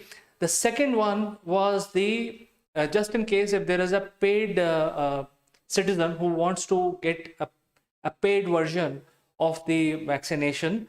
Then in 2017, government had started the world largest digital micropayment platform, and that is called Beam. So people can easily register their slots and also pay for it online. So there is no interaction at the medical center. All you have to do is just queue in for about 10 minutes, get your vaccination done like a factory approach, and then wait for 30 minutes or 20 minutes as per the process, and then walk out. So there is no unnecessary chaos, crowd building, and stuff like that. And a particular center were given certain numbers of slot. So if the slot is not available using CoWIN, you can find another slot in some other medical center. So date wise, month wise, the entire database was available for the entire India. So it was a big deal, definitely getting all these things think through and organize. The third big thing is supply chain. If you look at the production facility of the pharmaceutical company producing these vaccination, there is a set supply, set production. They can produce as many vials per day, and then these vials have to be transported to respective medical centers across the nation. And India has such a big, it is also called a subcontinent because the area itself is so big, and there are challenges with regard to lockdown. Not many people were available, so the government had to build a database of frontline workers, which involved the medical staff, also the transportation staff, and so on and so forth. So basically the entire supply chain, starting from raw material to production to distribution and then finally administration, was taken care. And then at the same time, if in order to administer so many people with vaccination, there was no way that one company could have produced so many vaccinations in this time frame. So government of India very quickly decided that they need to approve all kinds of vaccination which are available. And being a federal system in India, the central government is primarily responsible for approving a particular vaccination, and then state government were supposed to pick that up. And as far as central government is concerned, the central government made vaccinations free for everybody, and the state government can pick up the final produced and give it to their state citizens either on a charge or free. So I think that was a freedom given to the state governments. So the entire ecosystem was running to make sure that there is no wastage, there is no damage, and smoothly people have been given slots, and those many numbers of vaccinations are available on that day. So the entire supply chain was linked to co-win application to make sure that there is no chaos. It should not happen that so many people turn up on their turn and the medical center runs out of vaccination vials.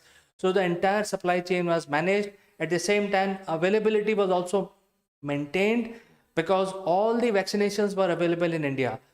So you have the Indian vaccinations, you had AstraZeneca vaccination, which is co-branded as Covaxin, Covishield, and Sputnik, and Pfizer, and a few others. So all of these vaccinations were available just to make sure that there is no failure of supply chain and availability.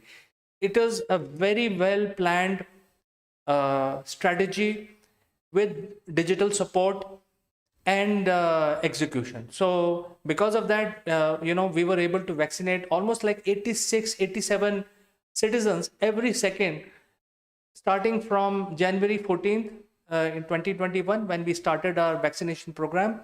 And until 2 days back, we had crossed a billion citizens. So what is remaining are only the younger population, for which the testing is going on right now. So about 300 million are the young people below 18. I think the vaccination will start for them very soon. Now, let's come to the last point where, in spite of lot of criticism, lot of naysayers, politics, and there were many elements across the world. There are countries, including the developed countries, they wanted India to fail.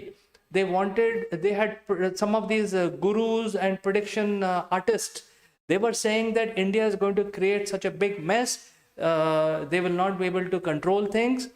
And we have actually proved everyone wrong. We have actually ensured, the Indian government and the state governments and the citizens of India ensured that all these naysayers, whether they are Indian citizens or outside India, have been shut up finally by this success.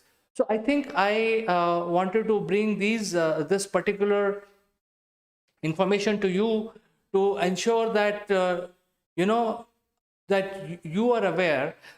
Especially people in India are aware of this, but this video is primarily meant for Indians outside India, or the people who are overseas, foreigners.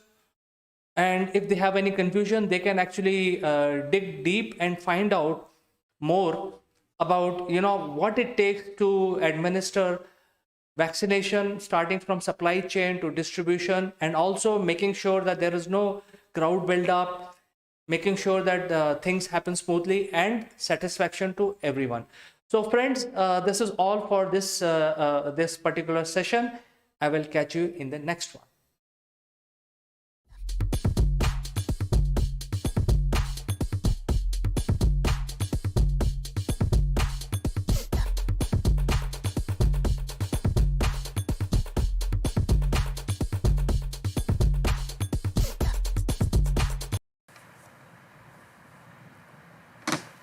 Hello friends, this is Chandra from Akulmach Technologies. Welcome to Top Brass. About 10 days back, there was a news that in UP, which is one of the province in India, there is a discovery, or the scientists have found a huge stash of gold or rather, it's 3,000 to 6,000 metric ton of gold have been found deep inside the forest in our state called UP. Now this is going to change the dynamics, the global dynamics, and so far this much gold is available and it was sort of hidden out of plain sight for centuries. Nobody knew that such a big mountain of gold is there. That will change the dynamic, as I said, because uh, this finding of the gold will bring India number two after United States in terms of the gold reserves. So why this is so important? Let me very high level. Let me draw your attention to how economy works. So basically, economy works based on average person sees these currency notes, and these are issued by the central bank of each country. Like you go to Kenya, there will be a central bank there. They are responsible for printing the notes. Likewise, we have in India Reserve Bank of India, which is responsible for circulation and printing of the notes. It's not that anybody can print these currency notes. Now, how much currency to be printed? That is a question mark. That it is basically based on certain economic facts, and the starting point of this economy, which is like foreign exchange reserves, how much what is the size of my GDP, etc., etc., and how much currency I have in circulation. All that really started maybe 1,000 years back, maybe 2,000 years back, but wherever it started with gold. And in ancient time, the India was known for the gold. Everybody had gold. In fact, today the Indians love their gold so much that it is part of. It's like it's the ultimate investment. It's considered as an investment. It is also considered as ultimate inheritance. So while the Indian government does not have that kind of a gold in reserves, but the people, which is 1.3 billion people, with whichever religion they all love their gold, and all of these people have some gold or the other. So if you bring all of this into organized sector, we will be much ahead than the global any country, even United States. We will surpass them. But let's not talk about that part, because that gold is privately held with individuals in the country. But this one, which has now been found out, is a mountain of gold, and the estimate value is 3,000 to 6,000 metric ton in state of Uttar Pradesh. If that is added to the Indian gold reserve, we will be number two after United States. You can straight away imagine, as a layman, I'm just not talking too complex things here. I'm not talking about inflation. I'm not talking use these, difficult terms. I'm just saying that if you have gold, you will have better economy. Your ability to invest increase, your ability to spend increase, there will be more currency in circulation, and blah blah, and so on and so forth. So this has a very profound implications in years to come. Right now, the status of this gold is the UP government is going to do e-tendering, and by way of e-tendering, they will select the companies, whether government or private companies, who will basically excavate this gold and produce it. After that, what will happen? Whether Uttar Pradesh will have access to this gold, or whether they will have a joint ownership with central government and the Uttar Pradesh government. So will it belong to India as a whole, or will it belong to Uttar Pradesh? That is what something that needs to be seen and ascertained. But right now, the way it looks like, and in fact, because of the Shaheen Bagh protest, this particular news was totally buried by all channels. But this is going to come up in a big way. It is going to transform India in next 10 years. It will become, India will again live the past glory of being called the golden sparrow, Sone ki chidiya. So with this, I will end this video, but I will meet you tomorrow with some more interesting facts. Until then, bye bye.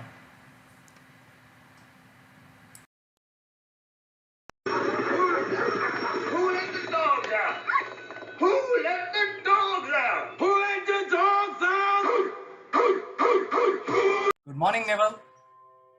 Good morning, CK. It's Friday, it's day 10 of lockdown, and you've got some great news, I hear, from what happened yesterday.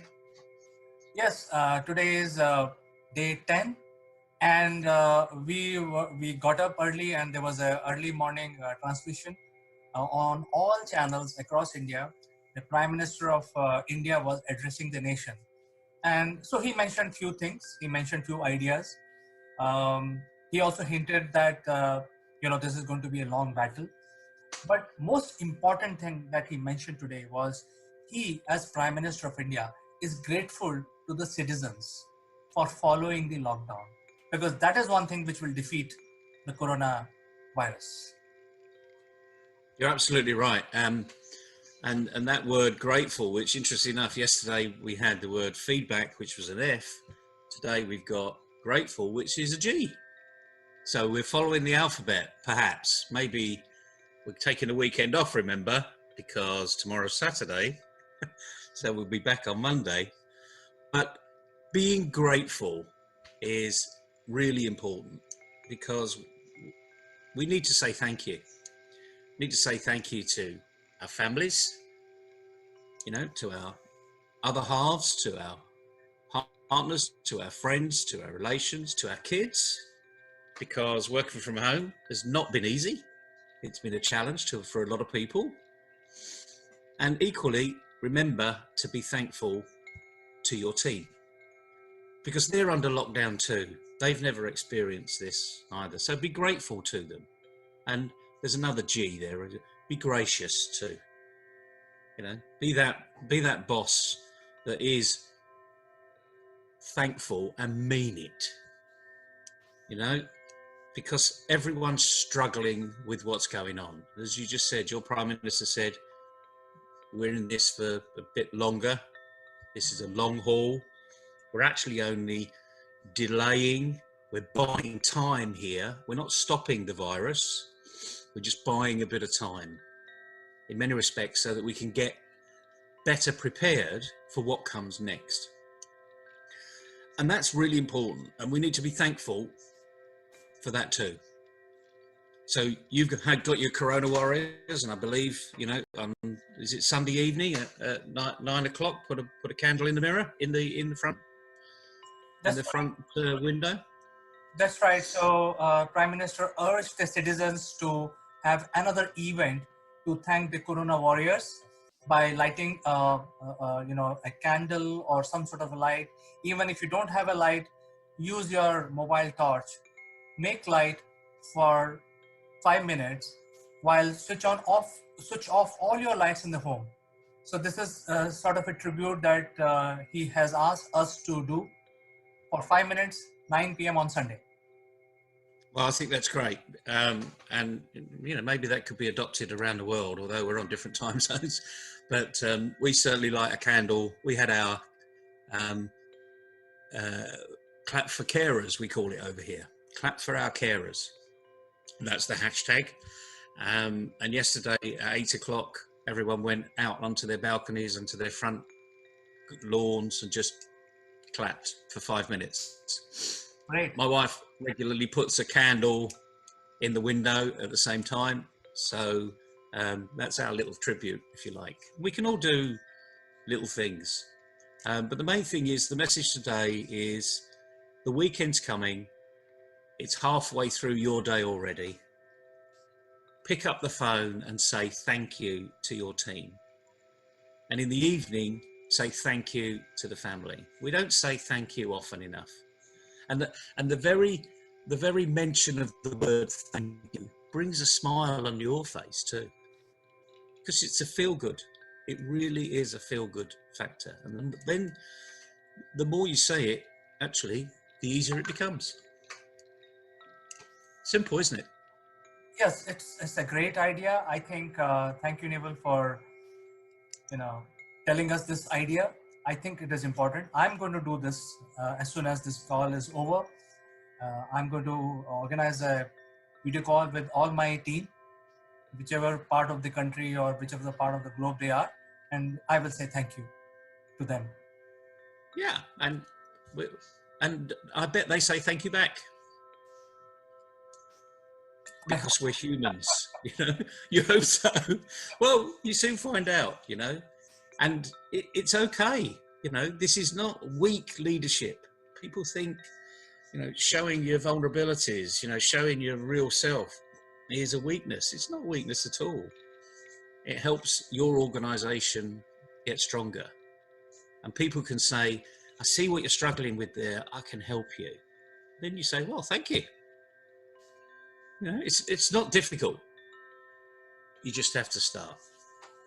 It's a great idea, Neville. It's very nice. I think. Thank you. I would like to say first thank you to you for spending time with me and also giving such great ideas. So first, thank you from me to you on a Friday. And the thank yous returned. And everyone out there, you know, thank you for what you're about to do, because that's the really important thing. So enjoy the weekend. Day 10 today. We'll be back on day 13, which is unlucky for some, but let's make it lucky for you. Have a nice weekend, CK. See you Monday. And good luck, everybody. Have a nice weekend and be safe, Neville. And you.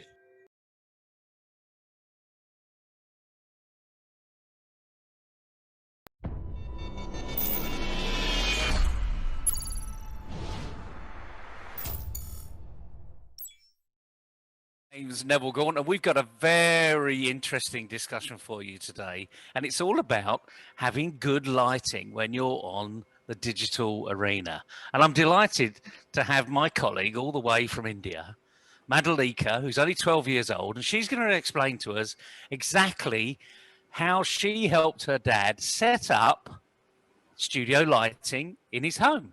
So, Madhulika, good morning to you. Good morning, sir. How are you?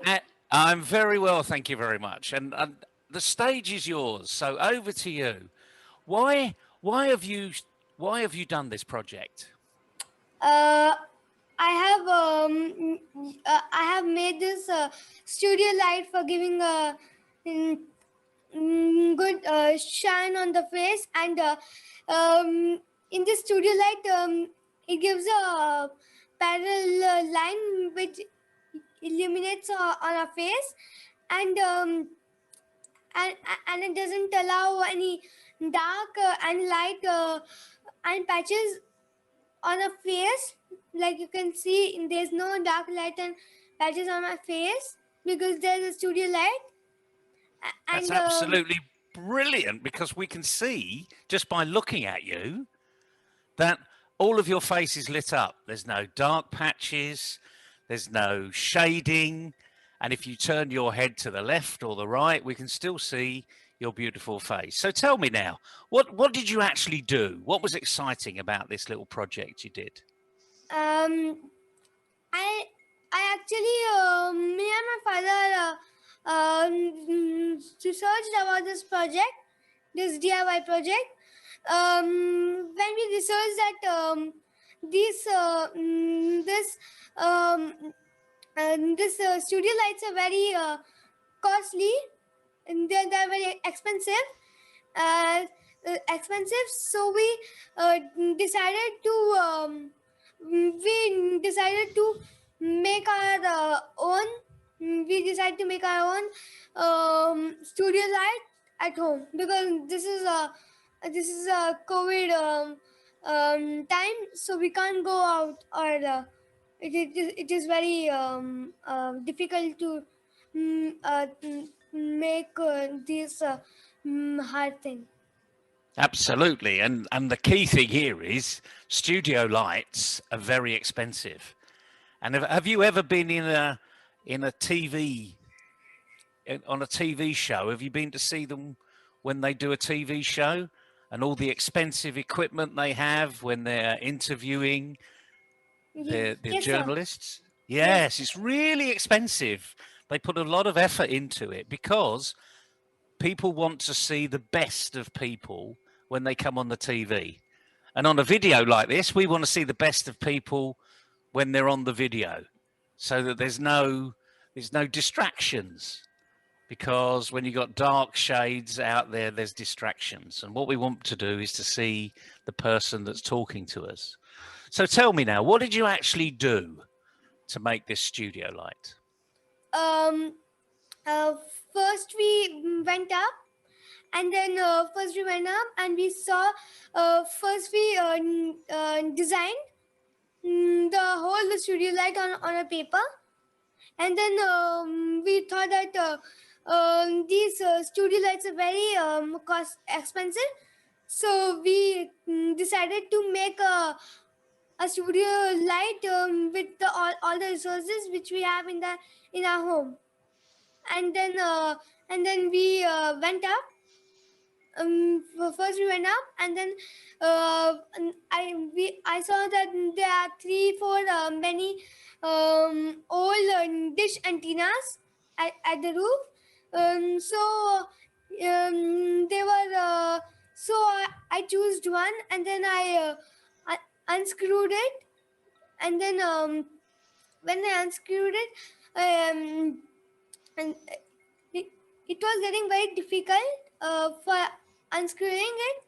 So, but then I helped my father to unscrew it, and then we brought it down. We cleaned it properly, but then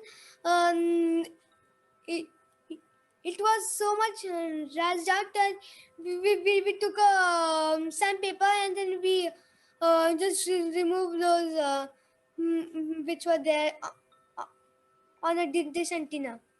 So it was very rusty, was it? Yeah. It had that brown rust. Yeah. So, and when you used the sandpaper, did it screech a little? So you were a bit squeamish. No, we had to just scratch on the dish antenna to remove those brown. The rust bits. Yes. Yeah. Yeah. So it was obviously up there for quite some time, and things do get rusty. So what a great idea to they call that rubbing it down. Because it was out, so it got rusted. Absolutely, it's out in the weather, so it does get rusty. So once you've rubbed it down and you've got a nice smooth surface, what did you do next?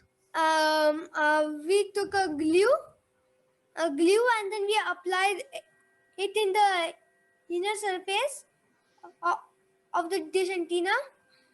After that, we stick the aluminium foil on it, and then we make sure then that there is no wrinkles on the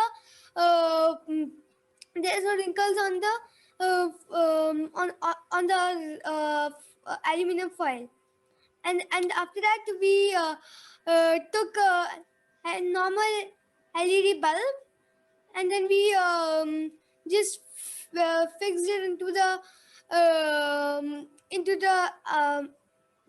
dish antenna, and then we just took the whole dish antenna, and then we fixed it on the wall. Wow. So when you said you put the aluminium foil and you pushed all the wrinkles out, why did you push the wrinkles out? Because the light wouldn't reflect on our face properly. Yeah, it's a simple one, isn't it? And I bet there were lots of wrinkles, because whenever I've done anything like this, pushing out those wrinkles takes a lot of time, doesn't it? Yeah. Yeah, but you got a nice smooth surface. And what happened when you turned the light on for the first time? When we turn on the light for the first time, it just my father's face just glows. It glows without any wrinkles or like anything. Dark and light patches on the Okay, face. he hasn't got any wrinkles like me. I've got wrinkles on my face. So all of those disappeared, did they? Yeah. Just because the light was good. Okay, we're going to demonstrate now, and we haven't practiced this at all, but we're going to demonstrate turning that light off and showing the difference. So I hope Dad's listening in the background.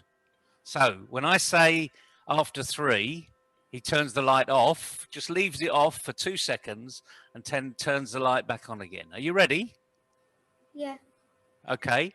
1, 2, 3. Now we can see the difference. And turn it back on. There we go. There we go. The screen takes a bit of time to adjust to the light, but all of a sudden, all of those shady bits has gone away. And that's the whole point of this little session today. You explained it absolutely brilliantly. Now, tell me, how did you feel when it worked? I feel very happy, and I feel very proud that I have participated in this.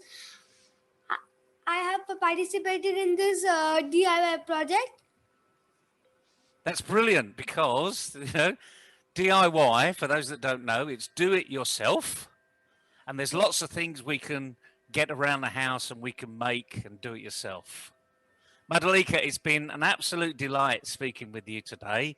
I'm really pleased you enjoyed doing that little job with your father, because doing those little jobs now, in 20 years' time, you'll be doing those on your own. So good luck. Thank you very much for contributing today. What we can do on Zoom is we can have a wave goodbye. So you're 6,000 miles away from me, so we're gonna wave goodbye. You gonna wave? Nice big wave. Bye-bye. Nice smile. Have a nice day. And you have a great day. Bye-bye. Bye-bye.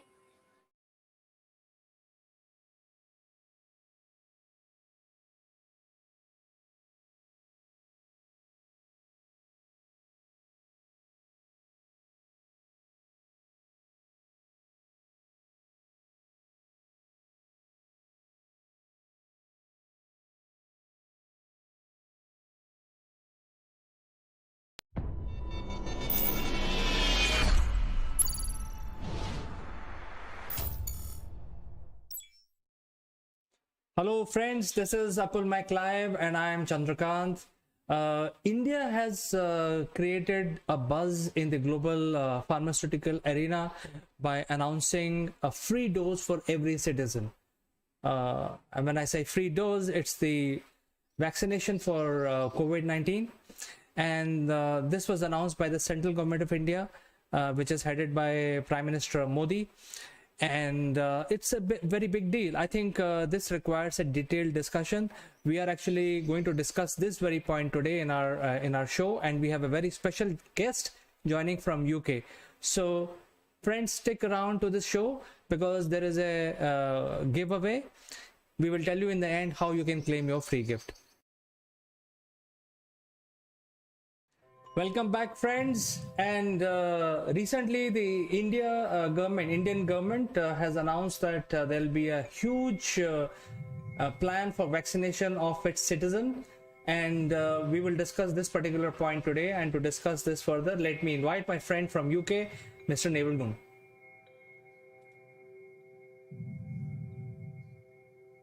Good morning, CK. Good morning, everybody. Free vaccinations for everybody. About time too, one might say, because until we're all vaccinated, no one's vaccinated. So what's made the government move down this particular route, CK? What do you think? What's the motivation?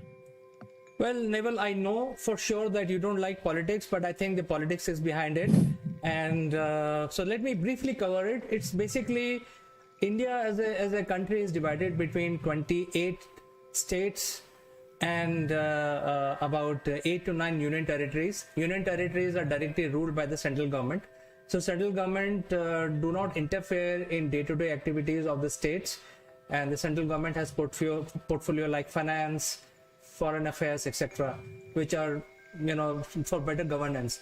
But the local issues are always governed by the state governments, which are also elected by the people of that state. So what happened was that there was a blame game going on because people don't want to work, they don't want to take care of the citizens in certain states, and they were saying, hey, central government is not providing enough vaccination.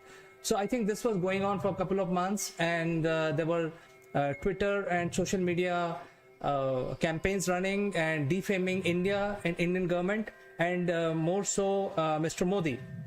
So one fine day he called all the chief ministers in a meeting last week, and he said, I'm going to give free vaccination from central government to every citizen of India. This is the background, Neville.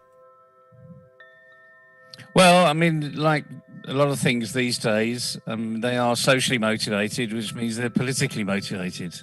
And you're right, I don't like politics, but unfortunately we can't get away with it. I mean, the good news is, from this perspective, is that decision's now been made at the very top, which is great, because now all you've got to do is do it. Yes, Neville. In fact, now the state government and opposition government cannot blame that they don't have enough vaccination. In fact, there are certain state governments who have wasted millions of vials of these vaccinations because they said, we don't want this one, we want the other one, we are waiting for the other one, this one is not good, and so on and so forth. So I think there was a lot of debate which happened for past 2 months. A lot of bad campaigns ran through social media. So I think now with this move, Mr. Modi and his central government has actually stopped all of that. In fact, for last 1 week there has been no bad publicity happening, because now everybody has to shut up and take care of their citizens. So this is where it is. Well, it's an interesting state of affairs, because I was being a little sarcastic, as you probably might have gathered, when I said all you have to do now is just do it, which is my favourite phrase of all time, because doing it now is going to have some logistical issues. We're going to have some supply chain issues.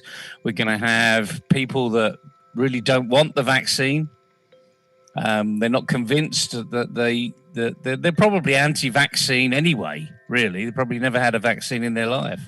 And now all of those issues will start to come to the fore. We've seen a lot of that in the UK. We've had a bit of a backlash with particular parts of society that really are anti-vaccine. They don't trust them. They don't believe in them. But frankly, I'm not too sure we're going to get away from the COVID pandemic without people being vaccinated. And equally, we're also seeing large organizations around the world offering amazing perk type packages to get people back into the office. You know, we've had, quite a few months away from the office now. A lot of people have been working from home, and they like working from home. They don't have to travel to the office. They don't have to struggle in the commuter times. They can deal with their children more effectively. They're probably more productive at home because they realize that if they're more productive at home, there's less reason to go back into the office. So we're seeing all these things. This is just human behavior now. And we're seeing all of these things happening. But I think it's going to be very, very interesting once this rollout starts to get going, just how the Indian economy fares. Do people actually get back into the workplace? Not necessarily as it was pre-COVID. I'm not too sure we will ever go back to pre-COVID times in the way we were. But every time I think of my friends in India, I think about where they struggle to get on trains, and people jump on the top of trains, and it's almost like third class, second class, and first class travel. And the fact is, everyone's just got a ticket. So I'm not too sure we're going to get back to those days, but you'd never know. But let's look at the types of vaccines that you've got, because they're now, a year ago, when Pfizer came out with the first vaccine, everyone was out there, hallelujah, this is the savior. And then all of a sudden, AstraZeneca followed it in quite rapid. Once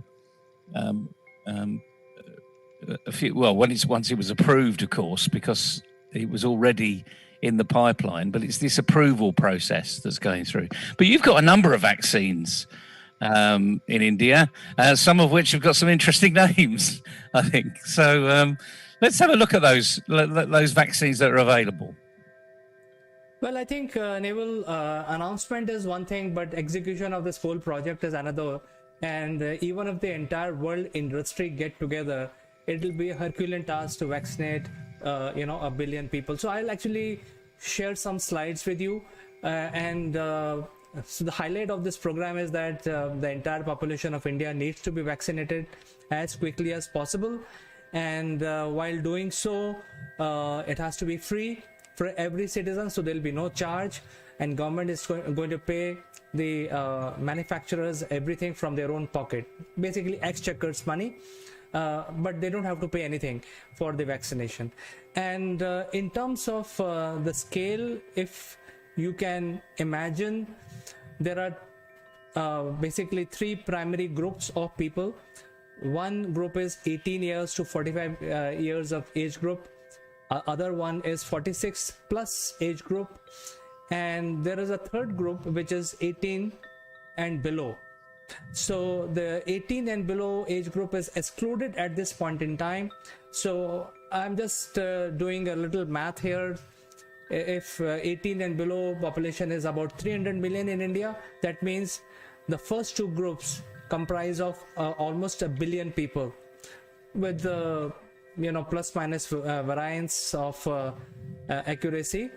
And since each vaccination required 2 doses, that means we need 2 billion doses to be provided to run this program effectively.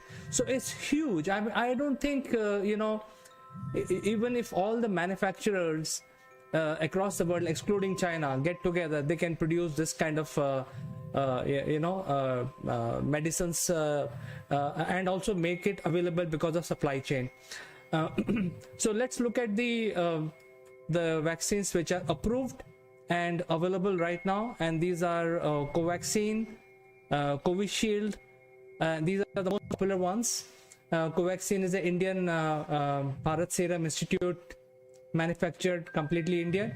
Covishield is AstraZeneca. It's under license to the same company as Bharat Serum Institute. Then we have Moderna, we have Pfizer and Sputnik.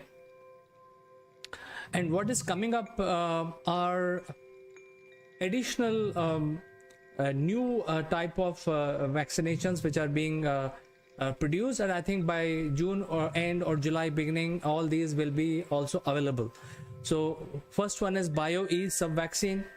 Then I've created this in red color because I want to talk a little bit about this. It's an Indian company based in the west province of India called Gujarat, and this company is called Zydus Cadila. They are working on the most effective medicine, and it is based on the DNA analysis. So it requires genetic studies, and this is also going to be out by June or July for the first vaccination. Then S2 Novavax, I don't know much about it. And the fourth one is also very, very interesting. It is called Nasal Vaccine, again from the Bharat Serum Institute. What is so special in nasal vaccine is like it will have, you just have to apply 2 drops in both of the nostrils, and then you are vaccinated. So you don't have to do any injection. And based on my reading on their company website, what I found is that none of the vaccines actually protect your upper lung and your throat trachea area. All the vaccines are protecting your lower lung from coronavirus, and the nasal vaccine will be basically protecting your upper lung as well as your throat and the trachea. So this is going to cover the entire body from coronavirus to enter your body and infecting you. Even your throat infection, even causing flu in your throat, will not happen if you have the nasal vaccine. So that is under development. And interestingly, UK is actually collaborating with India to develop this one. This was part of the billion pound contract which India and UK signed few months back. And the last one is Geneva mRNA vaccine, which is going to be also available.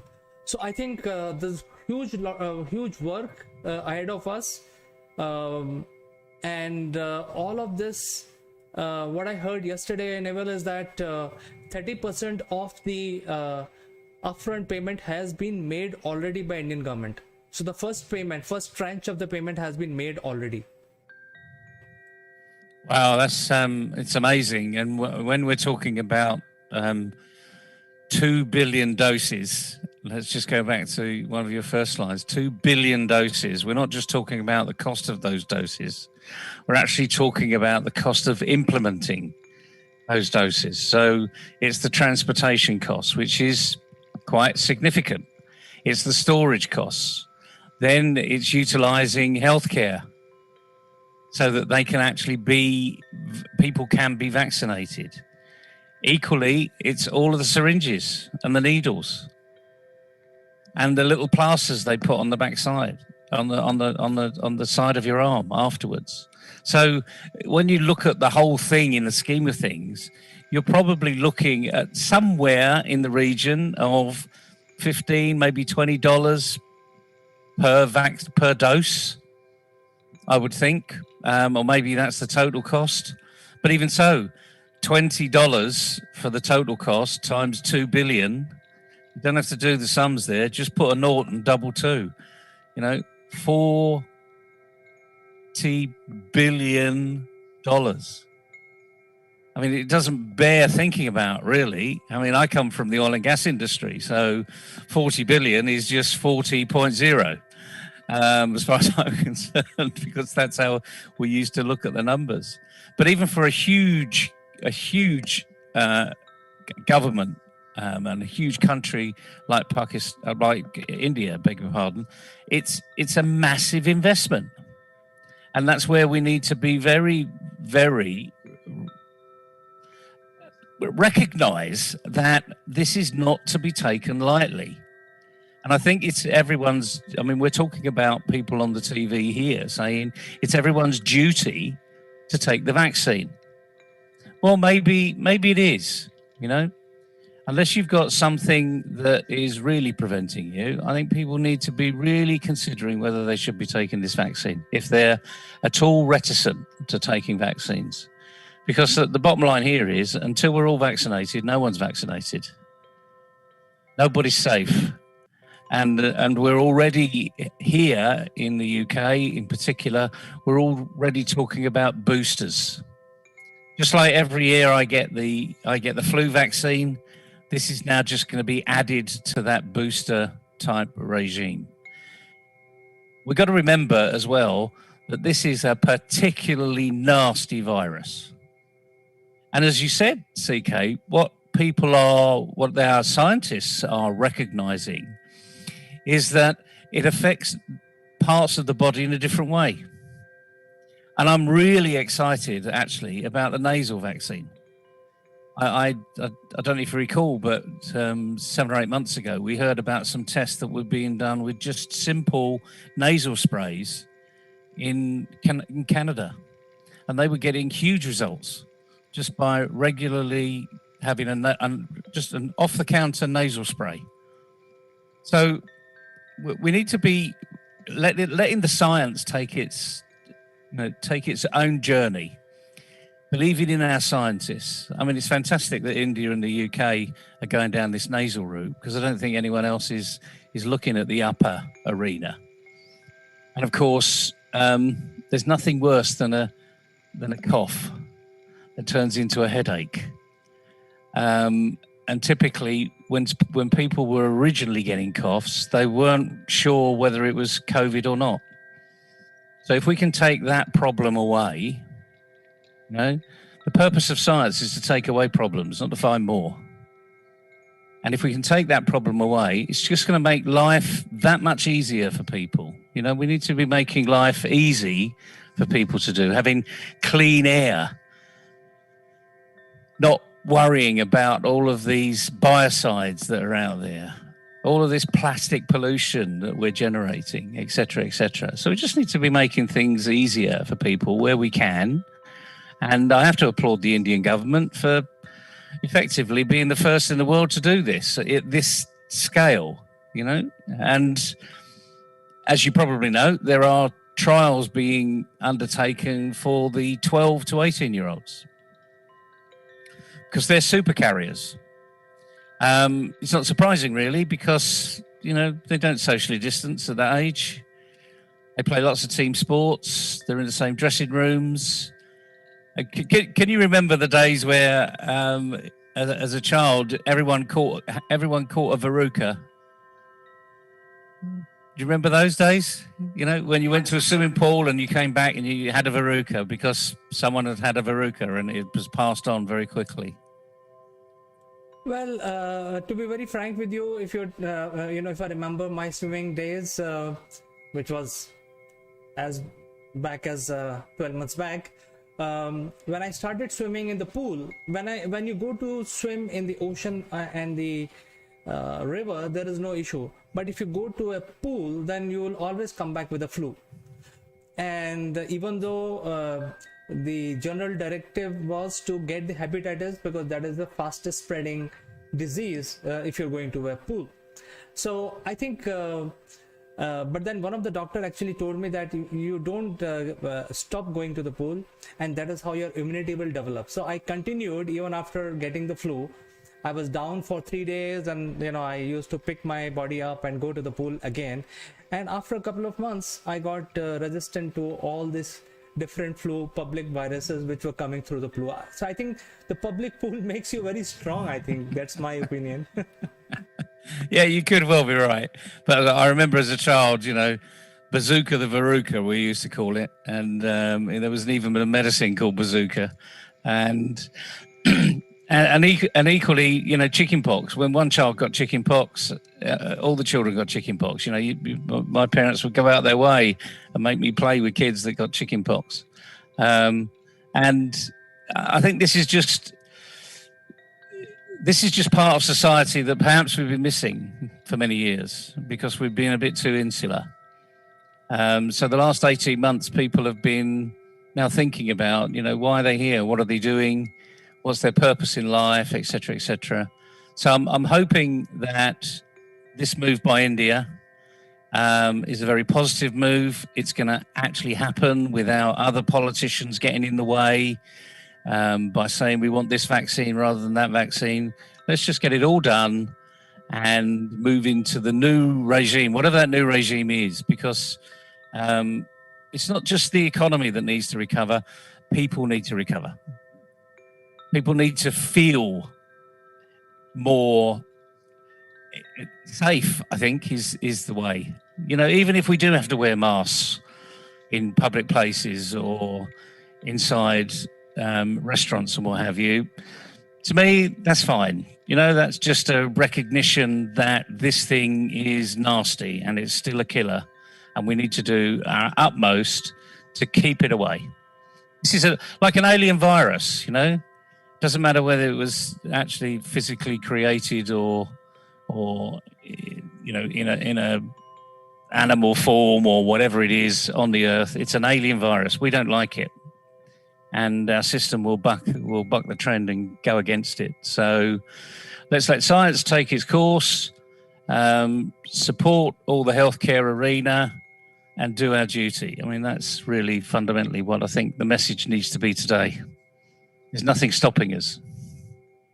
Absolutely, Neville. On June 21st, this drive will start in India, and the central government of India will actually provide all the vaccinations to the state government, which will be responsible for vaccinating the people. And you mentioned about plastics, syringes, and all that. That will be the responsibility of the state government. So now, hopefully, the debate will end and people will get their, vaccination which they have been waiting for. When I went for my second dose, I found it very, very smooth process. You go to the app, register your slot, go there on time. Then it works like a clockwork. You go, stand in the queue, show your PIN number, they register it. And then within 15 minutes you get vaccinated. Then you wait for 20 minutes or 30 minutes to see any side effects, and after that you just walk out. So it was just a very smooth process. It took about 45 minutes to get my second jab a few days back, and as soon as I was vaccinated, I got the certificate immediately. So it's all fully automated. There is no human intervention, there is no payment to be made. As it is, there was no payment at all, and because you're paying through the app, which is the central government. So I think it's a very smooth process, and once the state government is also getting it for free from central government, I think the whole process of blame, I think the state government now have to, all state government 28 plus 9 union territories will have to get their act together and provide vaccination centers in plenty of numbers to cover the population of India. So Naval, I think we had a very good discussion today. Thank you so much for finding time and sharing your thoughts on this global news that India created a few days back. We'll catch up again tomorrow, Naval, on something more interesting. Thank you, CK. Have a great day, everybody, and get vaccinated. It's free. We have some unique Akulmach memorabilia which will make you look outstanding. The graphics on these corporate gifts are based on the global best business practices. To become recipient of one of these gifts for free, you have to watch this video till the end and provide your valuable comments, or you can also share your experiences. The person who makes the best comment would be chosen to become a recipient of these beautiful Akulmach gift, absolutely free, delivered to your doorsteps. The winner would also get a chance to be invited live as a distinguished panelist during our next video. What are you waiting for, friends? Please subscribe Akulmach and smash that like button.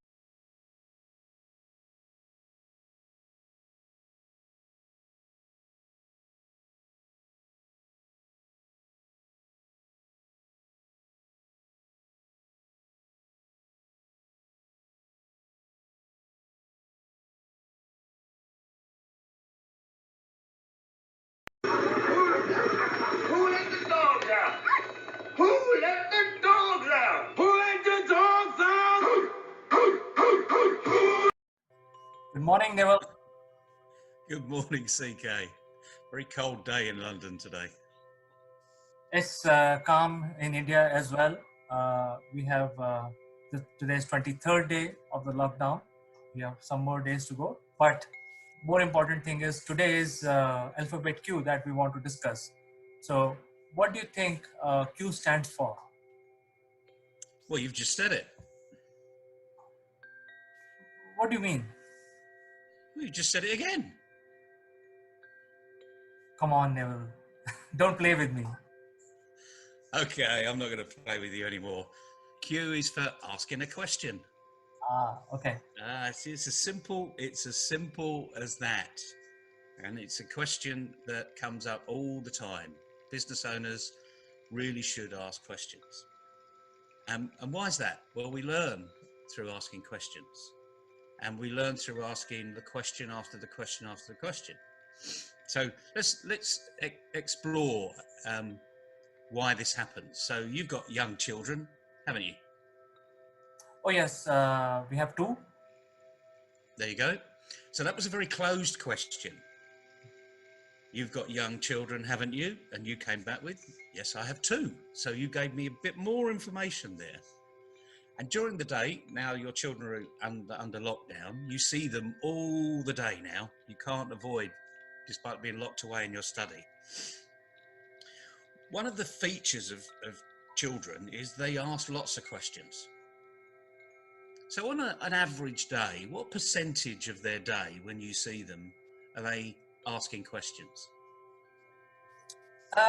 So the children are always asking questions. I think they have 80% of their time they're asking questions for small little things. Everything they want to ask a question, because if the parent says, hey, do it, they feel empowered, so they do it. But 20% of the time they feel empowered themselves. So without asking 20% active for the 20% activity, they don't ask any question. So I would say 80% they're definitely asking questions. Yeah, and that's pretty typical, because even in the classroom they will ask questions. The teacher will say something and the kids will ask questions. But over time, the questioning stops. It slows down. And we know that happens because now let me ask you from a business point of view, just on average, how many people ask questions? Interestingly, Neville, the way you put it makes me introspect myself, and I really feel that nobody asks questions. In fact, if I have my discussions with my colleagues, my team, and even my clients, very few questions. It's like a job, you know. Somebody says, "Hey, do this." The answer expected from that thing is okay. There are no questions asked, really. And so over time, and it's a feature of everyone around the world. This is not specific to any particular country or district. That's the way things happen. But it's the reason why it happens, which is really important. And the majority of the time is that we get, when we're very young, we're thirsty for knowledge. You know, we really want to know, even the simple things. They're pushing boundaries all the time. So when your kids ask you, you know, I wonder if mum or dad are going to let me have this thing that I really want, you know, and they come to you and they suggest something and you say, yeah, okay. They've pushed the boundary, you know. It may be a really sugary treat that you think, well, under normal circumstances, no, but yeah, okay, they can have it now. They clock that up here and they know next time what did they do to push the boundary. So they're going to push the boundary again. And we should be doing that in businesses each time, just pushing the boundary. So, but the way we push the boundary is to ask questions.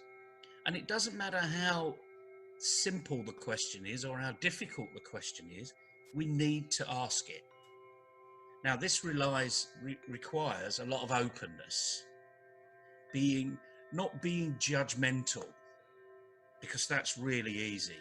Because as soon as you start to get into these questions arena, so if I were to turn around and say, why aren't you achieving your results, CK? I mean, immediately I'm coming over as really aggressive and, you know, argumentative and judgmental. How does that make you feel?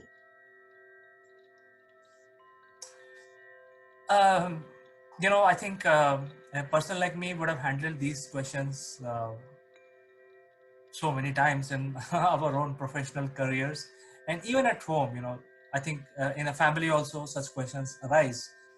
But I fully agree with you. There is a way to question, and there is a way to answer, and I think that's a technique that everyone should learn.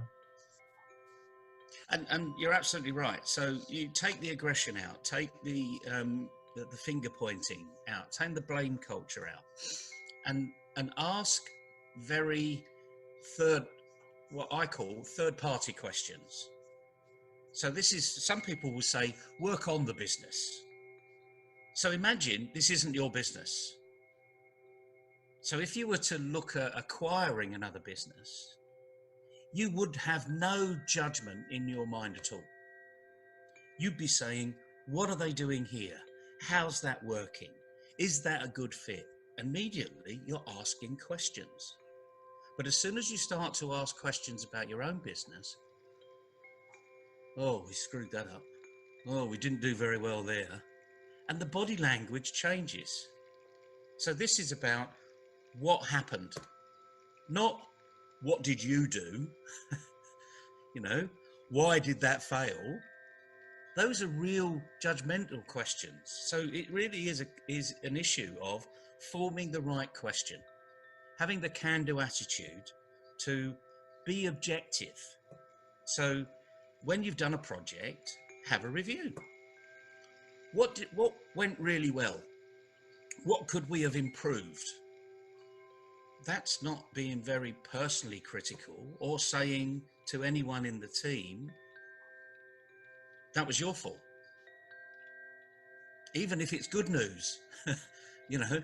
So the good news and the bad news will come out anyway, but it will be non-judgmentally. I'm not saying this is easy, because if you've done it a different way all your life, guess what? you've got to change, which may be more difficult. But you can practice that, and you can practice that on your kids. So, what one thing, if your son comes up to you and said, "Can I watch more movies, Dad?" You know, if you were outside the yes and the no, what could you say to your child that would get him to think? See, Put you on the spot again. You see, you don't get off lightly here. You know.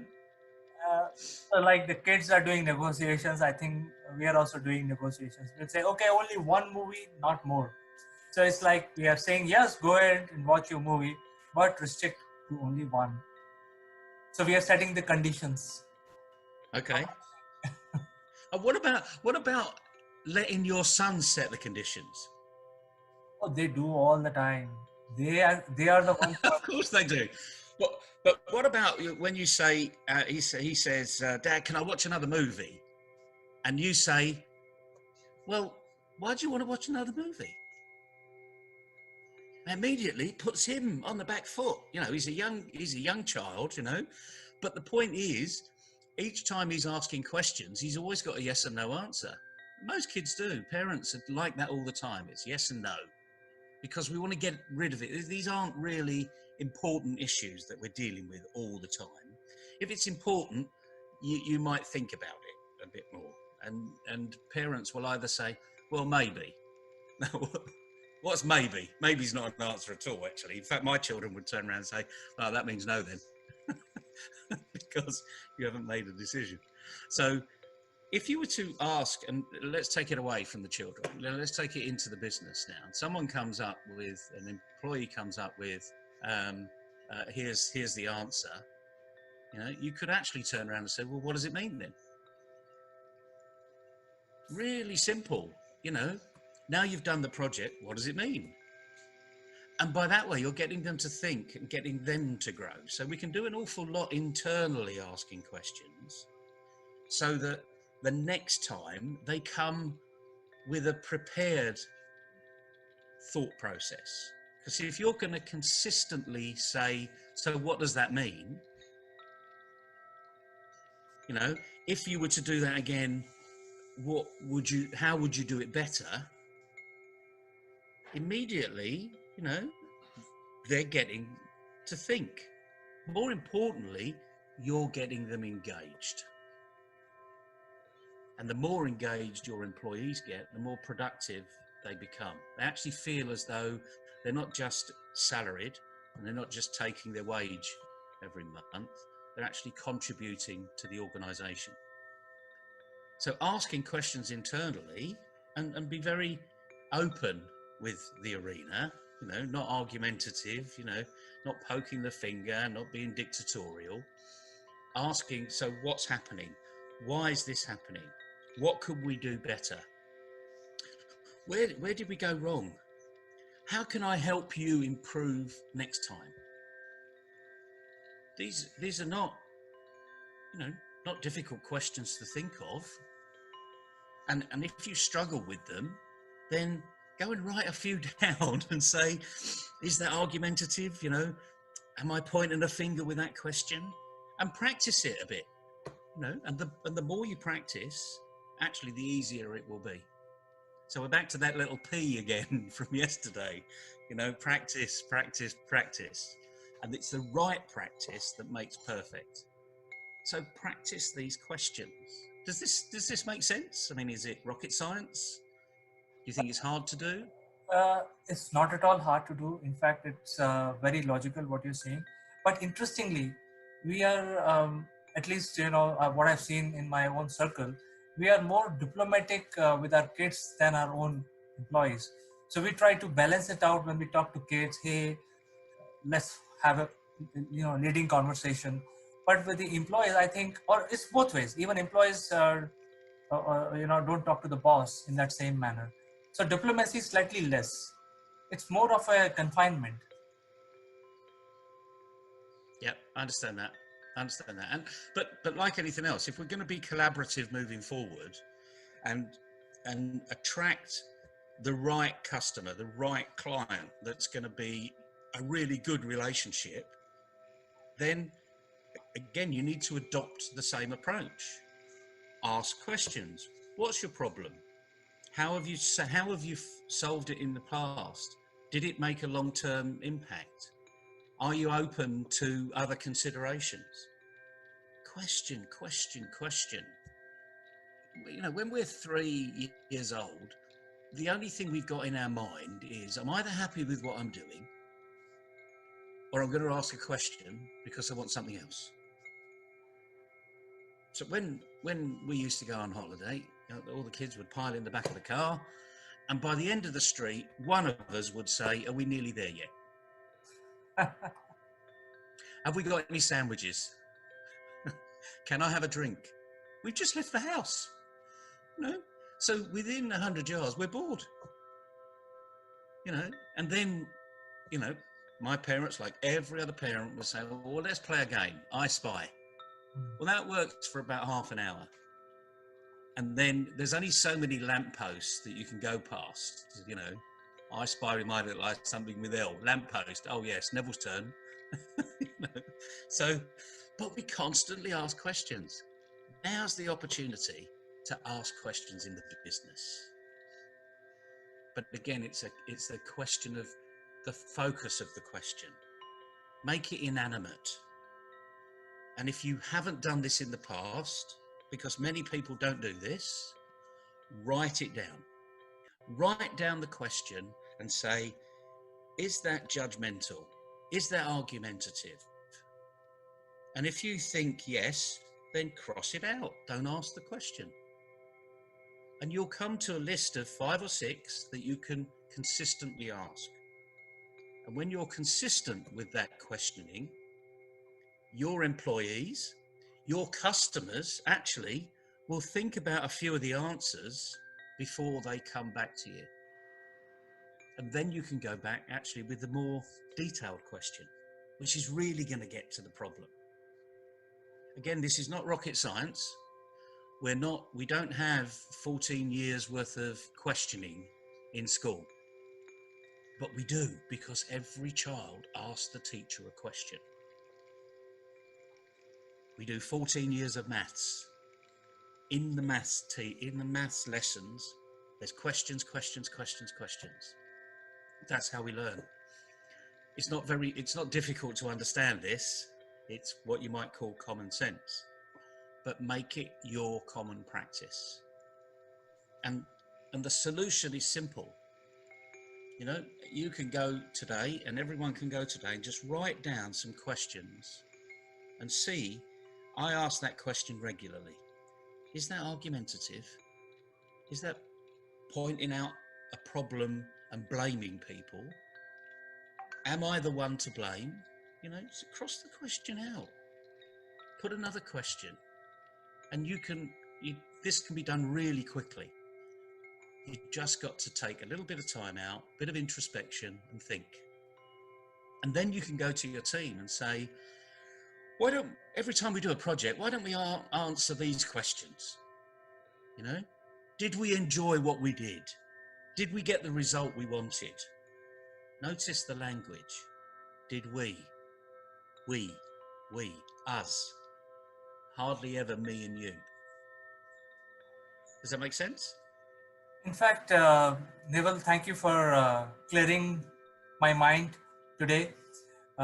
And I got an idea that, you know, once this session is over, I'm going to set up a process in my company where we will have a stand-up meeting every week, once a week, for an hour, where everybody can ask any question. No process. A brilliant idea. Yeah. Anything that comes to mind, please come and ask anyone. Just brilliant. And once you start that off and you continue it, I'd like you to feedback, you know, write a blog, you know, do a little video about it. Get one of your employees to do a video about it. You know, how does it make them feel? Do they feel they're more engaged in the organization? Are they happier? Because happiness is a byproduct of something you're doing. if you're really in the zone and really enjoying what you're doing, of course you can be happy. Even when you're filling out a tax return, because you're doing it quickly, that makes me very happy because I can get the rubbish out of the way quickly and get on to more important things. So I think that's a fantastic idea, you know, and you've now said it and it's been recorded and you're going to put it out there. So now your employees are going to say, CK said this, we're going to make it happen. Oh, definitely. So we will set up this as a process, because that's the whole point on discussing these things. If we can't practice it, what's the point? So I'm Absolutely. practice. Absolutely. So, Q, you started off asking questions. We're going to finish asking a question to everybody. What are you going to do? I will also ask the question. What else? I will What ask. else? What else? Well, today was an easy cue. I don't think many people thought we would get to the question, but even so, we did. So now the issue is, what are you going to do? You know, take the advice. What are you going to do with it? Because it's important. So get on with it. Yes, certainly. And it was such a nice session I had with you, Neville. Thank you so much for your time. And we'll catch up tomorrow again with another alphabet. Another trip through the alphabet. Certainly. Take care, CK. Have fun. Cheers, everybody. Cheers. High five.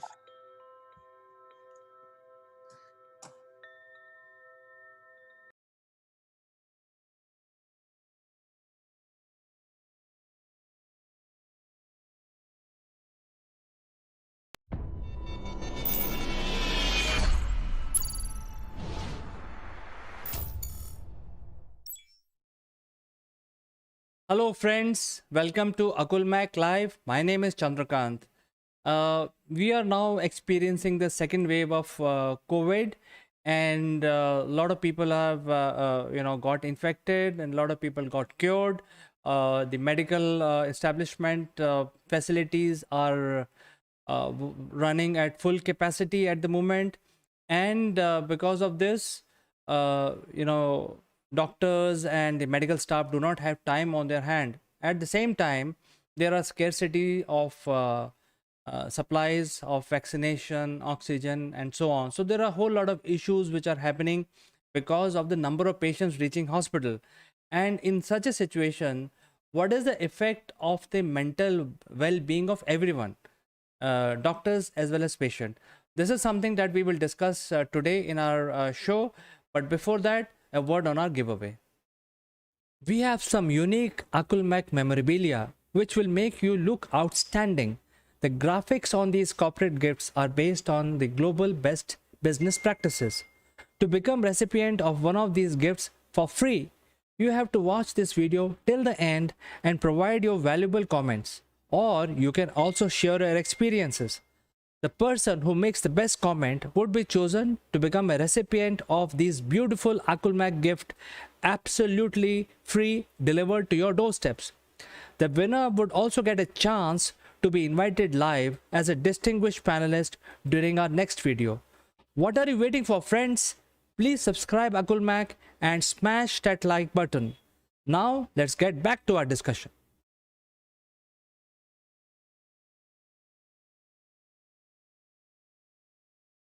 Hello friends, today we will be discussing about the mental well-being from our guest Dr. Pooja Bedi, who joins us from Shimla. So let me present Dr. Pooja Bedi to you without further ado. Greetings, CK. Hope you are doing fine. And this was nice to catch up with you. Thank you, Dr. Pooja, for asking. In fact, everyone in my family is doing fine. All the adults have been given first jab. We are waiting for the second jab. I think we are waiting for the call to come from the hospital now after 1st of May. Otherwise, we are maintaining social distancing, following all the norms. We are all doing fine. Great. That's really nice. Nice to hear. Well, doctor, I think I want to ask you a very specific question today. which is related to the mental health, mental well-being of everyone, which is related to elders, middle-aged people, and also kids. We have seen the first wave. We have now seeing the second wave. And since you belong to the medical fraternity, you meet so many patients and doctors, and you have a lot of friends all over the place. What is the kind of difference in attitude you have noticed between the first wave and now? Let me first start the conversation, CK. It's a wonderful question. We are very well familiar one of the term, that is adaptability. This is how and why the human race has been surviving and is still in the process of surviving in this pandemic. But during this adaptability of the phase, I myself have seen two drastic bifurcations in the attitude, you can say, of the human. When the first wave was there, and now we are undergoing the second wave of the COVID.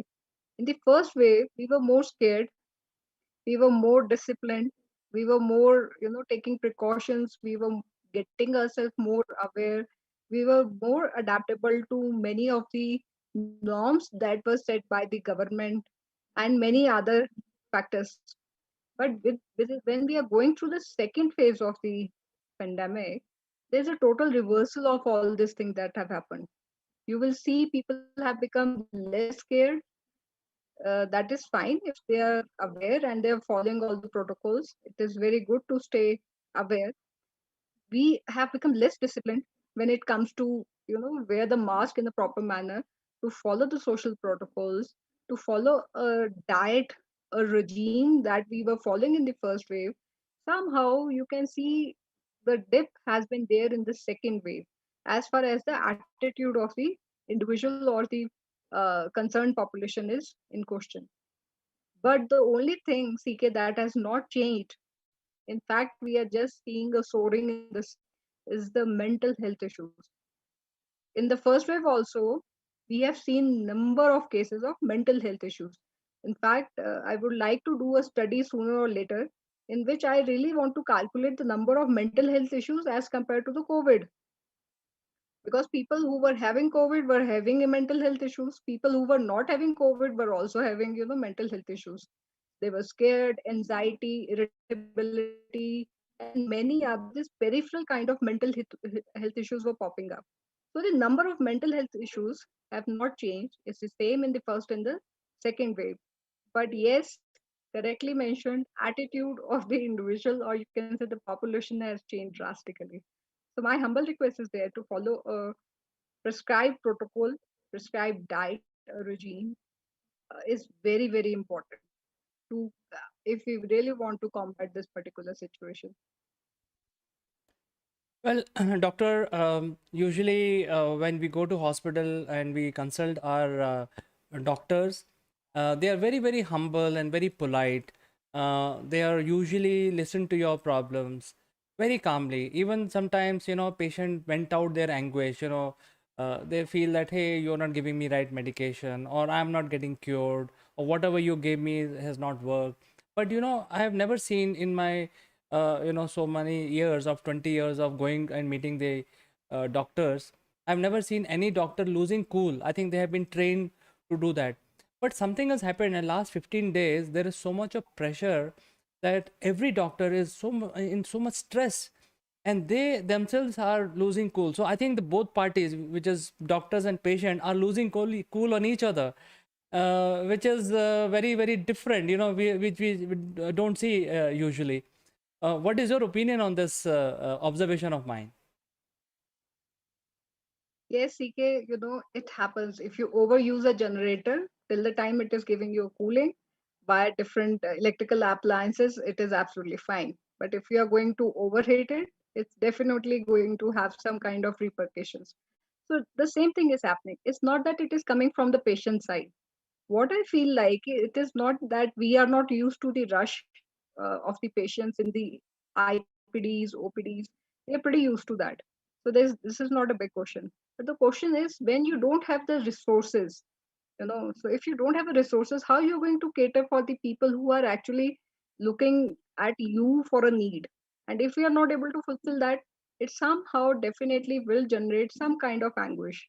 So the conflict, the reason behind the conflict for whatever is happening between doctor and patient is not because between them actually, it is the non-availability or the very low amount of availability of the resources in terms of, you can say, oxygen supply, in terms of vaccination, so and many other things.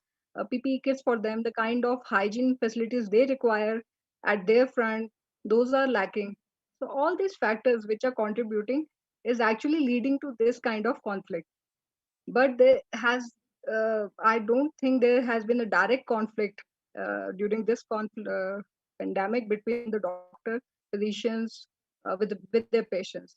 This is the profession, and we should be dealing with it in a more gentle and a humble manner. But it's the resource and resourcefulness which is uh, doing all this stuff. Yes, doctor, I think I agree with you because there are overwhelming crowd at the hospitals, and different hospitals have different processes to manage the crowd, crowd management and all that. Eventually, everything lands at the table of the doctor, and doctors are aware of the situation more than the patient because the background of what is going on. Doctors are much more aware. They have a network, so they feel sometimes helpless, and because of that they are losing cool, it looks like.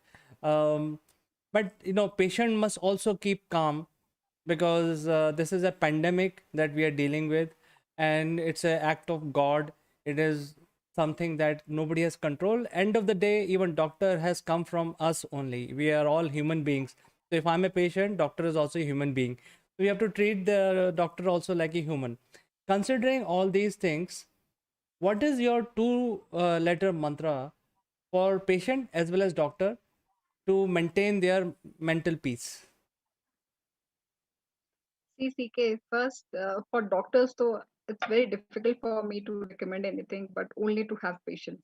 We have to be very precise with the kind of conversation we have, since we don't have time so much these days. So it has to be very precise, of a shorter duration.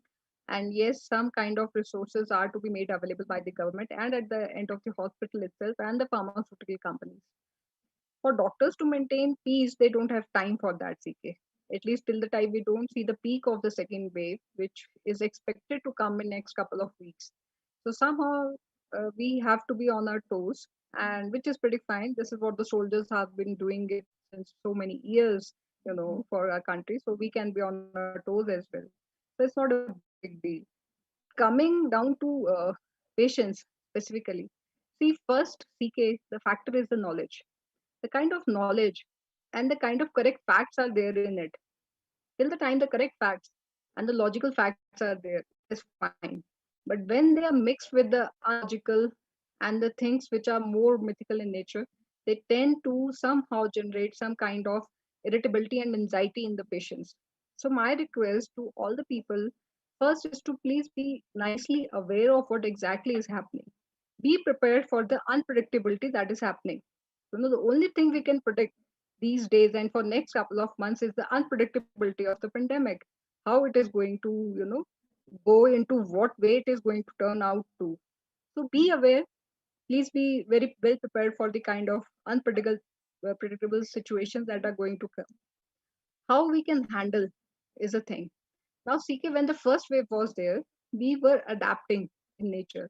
Now in the second wave, we have already adapted to the changes.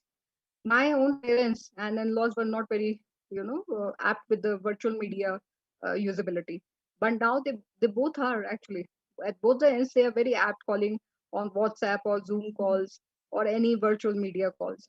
So now we have adapted with the time span of good 1 odd year. So when talking specifically of the children, the schools are open, so fixed scheduling, a good timetable is to be maintained. See, 4 5 hours are already gone in the school, then homework consumes some time. So as a parent, it becomes a responsibility to give them some time for the recreational activity as well. The exams times are coming, we can't just push them for one or thing, studying all this thing. But the social factors, since the physical communication is also not there with the kids, so it becomes a very crucial responsibility on the parts of the elders in the family to look after children in a manner where they can actually spend good quality time on recreational activity. CK, if please I may add, one of my friend's son is in class 10 and he has already got one odd certification animation. So this is how the kids are smart these days. So it's a very good time where we can adopt to a skill, and since the time is there with us, we can actually make it applicable as well. So I highly endorse to please go for kind of skill development, and there are government portals actually. If I'm not correct, I think Swayam portal is there by the government, in which it is so cost effective. Some of the courses are in fact free of cost.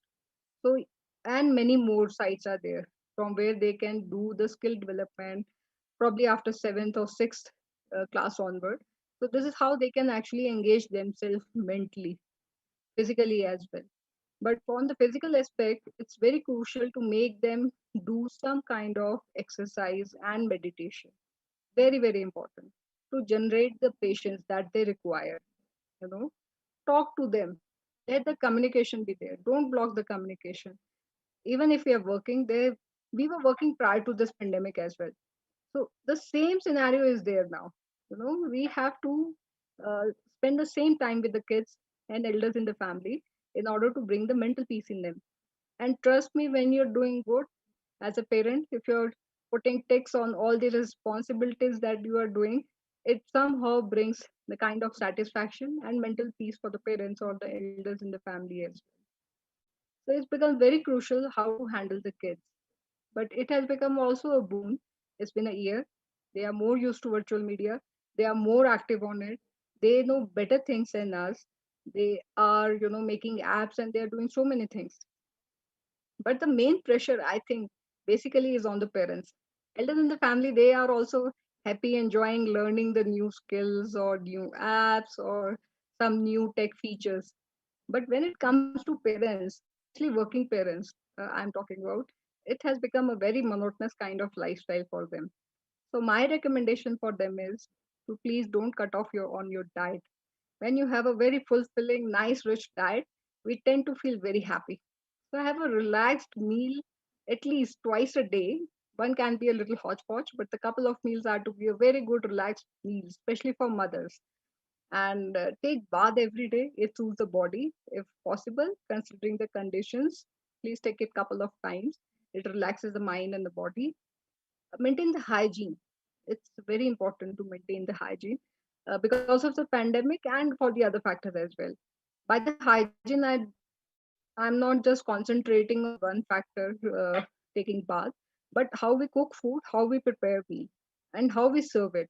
So these are all become very crucial factors when it comes to the hygiene. So it's very crucial to cater for the mental health of the kids and of the middle age group and of the elders. There's one last point that I would like to add. If in the family we see there's a gradual, now there's not a sudden mental changes that are coming, the gradual mental changes that are coming.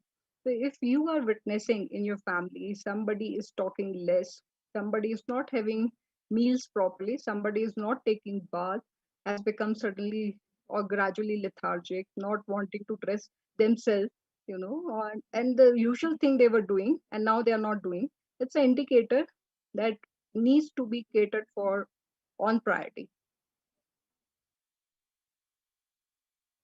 I think this is a good indicator, doctor. I think what you are saying is absolutely very, very sensible, and it is a very good generic advice for everyone, every human being, whether you are a senior guy or a middle-aged person or even a kid. And you rightly pointed out that there is a department of the government which is called Skill Development Corporation of India, which is a government body, and they have tied up with IBM, and they them together are providing a lot of skills for free. There is not even a penny charged.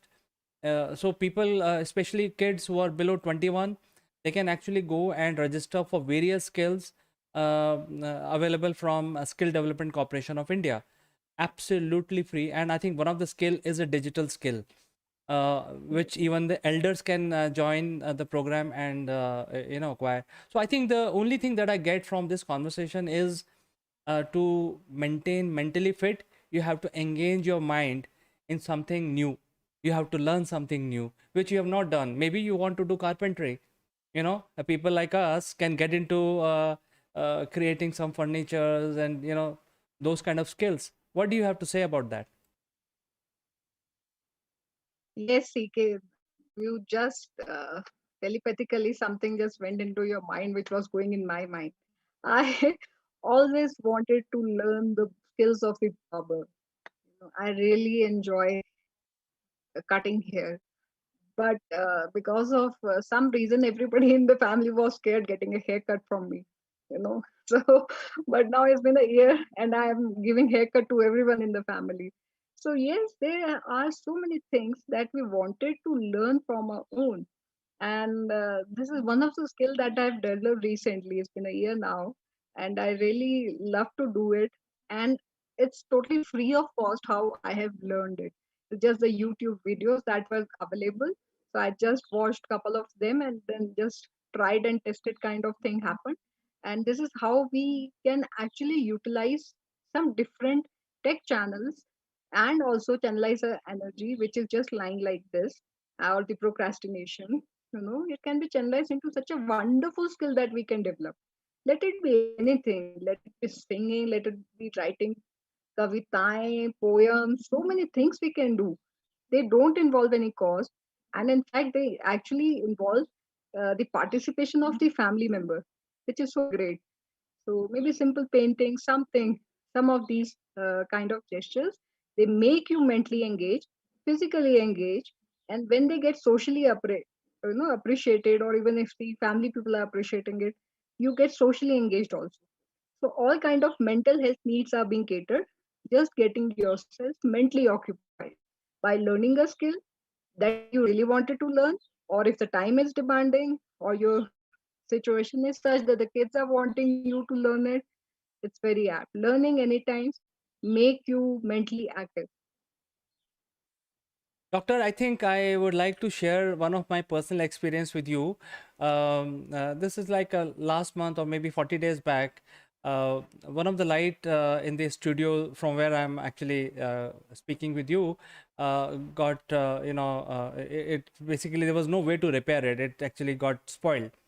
So what to do? We have to create a studio light for ourselves, and then with little application of our gray matter, which is between our ears, I was able to find out what is the way out, and I converted this deliberately to engage with the kids and made it as a DIY project using the old dish antenna. Because what you actually need is to make a parabola and use that parabola to send the light waves in a parallel beams instead of scattering them like a bulb. So then, by stroke of luck, we had a couple of old dish antennas lying on the roof. We went with the kids, three of us went up and selected one of them, cleaned it, polished it, made the surface shine like a mirror, put a very a small bulb, LED light, and voila, we had a studio light up and running. And that is still, I mean, this is on this my left hand side. This light is actually giving light to my face right now. So I think what you told us today made a lot of sense. I think we need to do things as a family. I think we should also develop some games which all of us can play, kids, elders, and even the middle-aged people. So all three generations can play, sit together on a dining table and play some games. I think this is what is required. I actually learned this from you after talking to you today.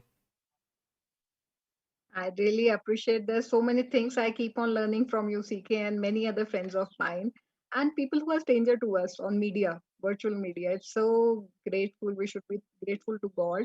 So my last message, CK, is to everyone: please follow the social protocols. Those are very important.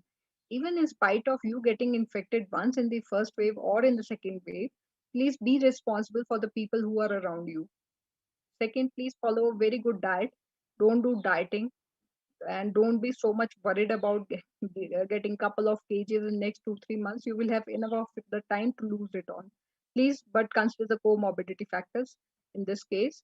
Follow a regime, uh, exercise pattern, some mild things, and as CK you yourself very correctly mentioned, family involvement, which is no cost effective. There's no cost involved, and no time, it's so you can flexible timings can be catered for this particular activity. So great going. Please do the family activities so that you are socially, mentally, physically engaged. Stay safe, stay healthy. Thank you, Doctor. And I will update you what games that we have invented in our next episode. Until then, I'd like to say goodbye for today and only to catch you in the next episode next week. Thank you so much, CK. Thank you.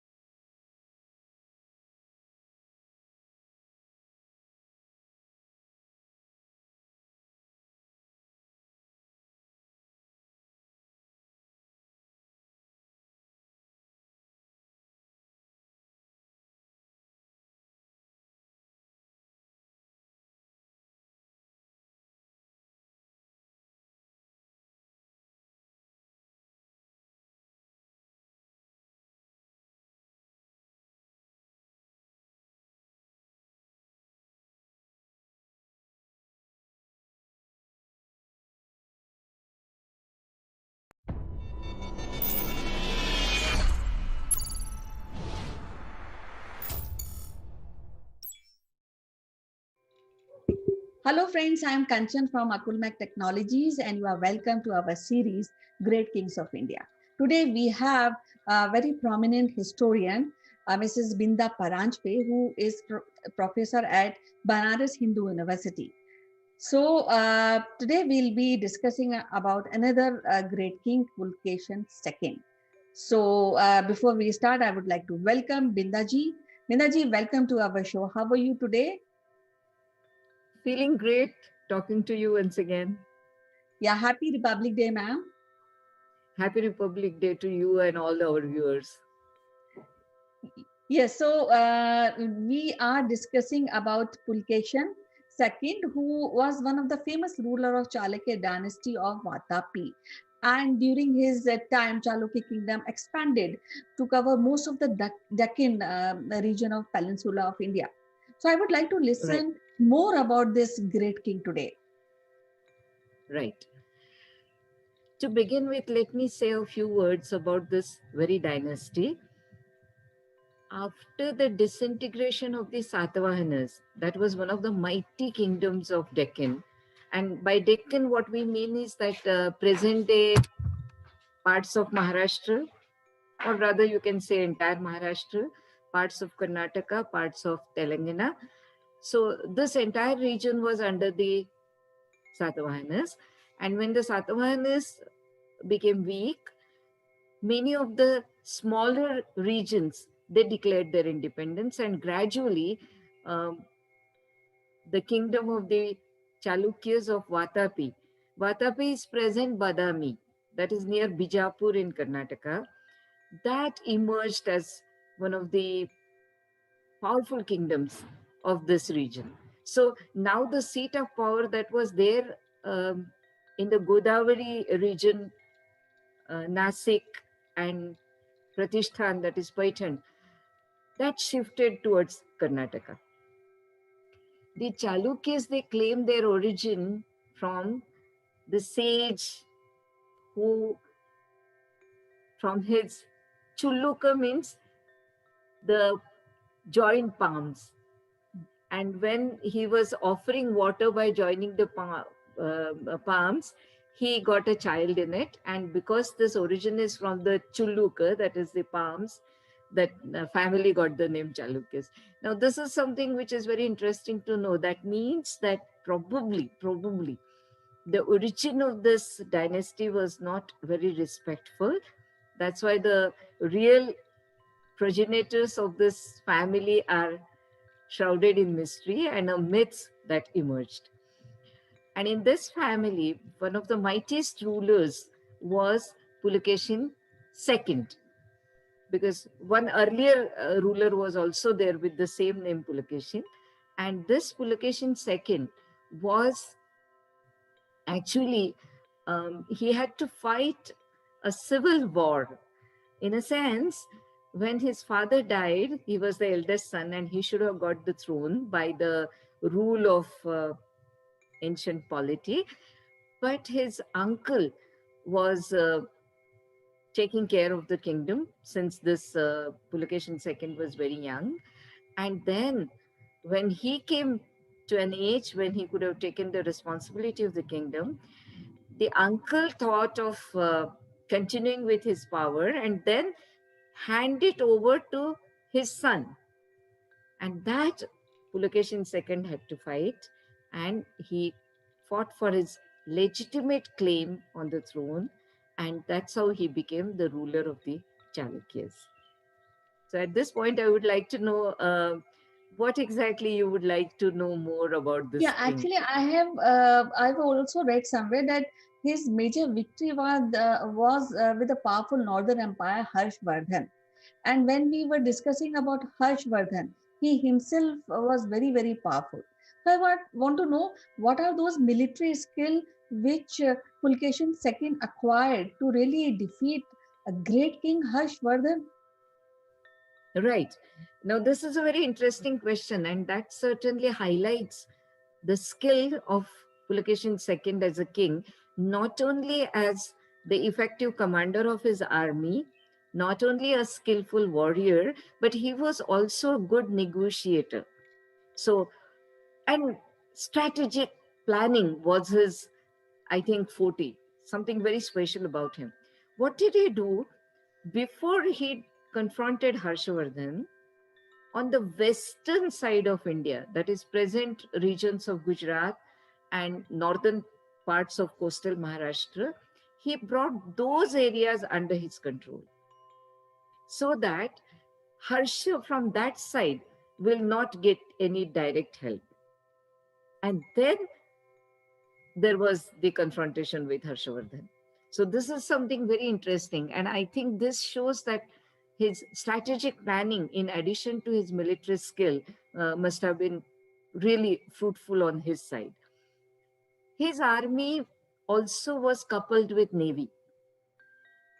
Certainly, Harshavardhana was not having any boundaries of his kingdom on the seaside, but the kingdoms which were there near the sea coast, they were brought under the control by having both these attacks, the land route attack and the sea route attack. And they were brought under the control. And then Harsha was, there was a confrontation with Harshavardhan. Though history is not very clear about it, that when exactly this war was fought and whether there was actually any war or not, that also some historians have doubted. But if we go by the sources available in our hand from the side of Pulakeshin II, then we know that the war was there and it was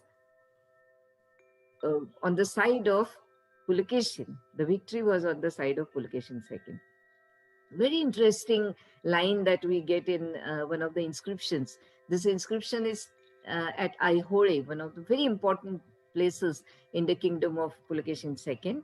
And that inscription reads that, see, in ancient times, military strength, power was certainly the elephant core.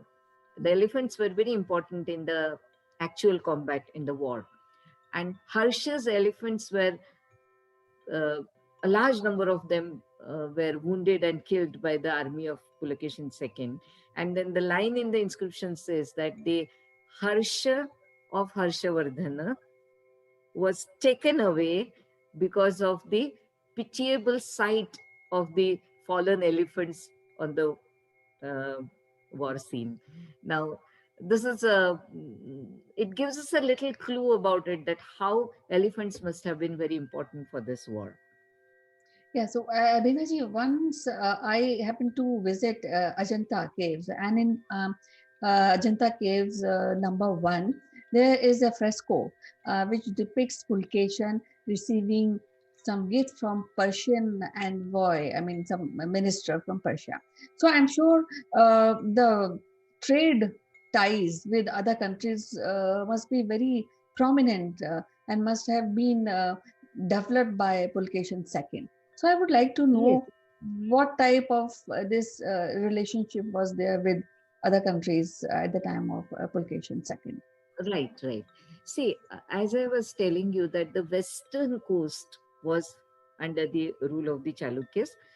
Initially, it was under the rule of Mauryas, but Chalukyas, they took it over from the Kadambas, from the Mauryas, then from the kingdoms which are there on the Gujarat Saurashtra side. This was mainly because the trade via Western Sea, and Chalukyas, especially Pulakeshin, was smart enough to see the importance of these coastal uh, trading centers and ports to be under his control. And this trade, that must have brought a lot of wealth to the kingdom of the Chalukyas. And then the Chalukyas wanted to have further trade relations with the kingdom of Persia. So Persian or Iranian, this was Khusro II, that was the king. We get the name of it from the Persian sources. And he sent one embassy to Pulakeshin II with a lot of precious gifts. And also there was one envoy that was sent to a convoy that was sent to the court of Khusro II on part of Pulakeshin II also. So there was an exchange of these trade councils, and that certainly must have been for strengthening the trades. And subsequently, the Chalukyas continued with this policy for some time, because it was not only Pulakeshin II, but his successors also continued with their relation with Iran. And if we compare it with the times of Harshavardhana and the rule of Harshavardhana, then the way Harshavardhana was sending his commissions to China and strengthening his trade relations with China. So on the other side, we see Pulakeshin was trying to do it with Iran.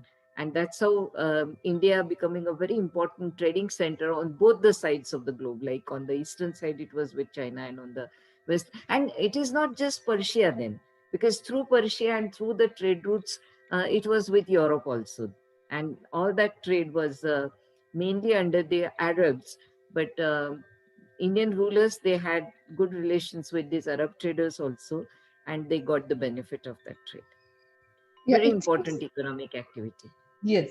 So it seems that Pulkeshin II had multiple rivals from the beginning, and due to his due to his war skill, he was able to overcome all that. And I would like to ask you what about his views on religion at that point of time. Yeah, it's very interesting that he himself followed Vaishnavism, and he took a title Parama Bhagavata. Bhagavata, Parama Bhagavata means a great devotee of Vishnu. So definitely he was a Vaishnavite. And Chalukyas, by and large, we have seen that most of the Chalukyan kings, they followed Vaishnavism. But the inscription that I was mentioning, it is in a Jain temple. The temple was created for the worship of Jina, that is Jain, place of worship.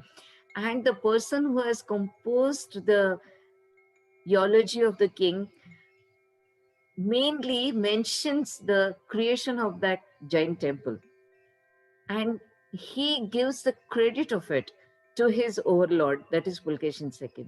Now that shows that even when he himself was a Vaishnava follower, he encouraged Jainism.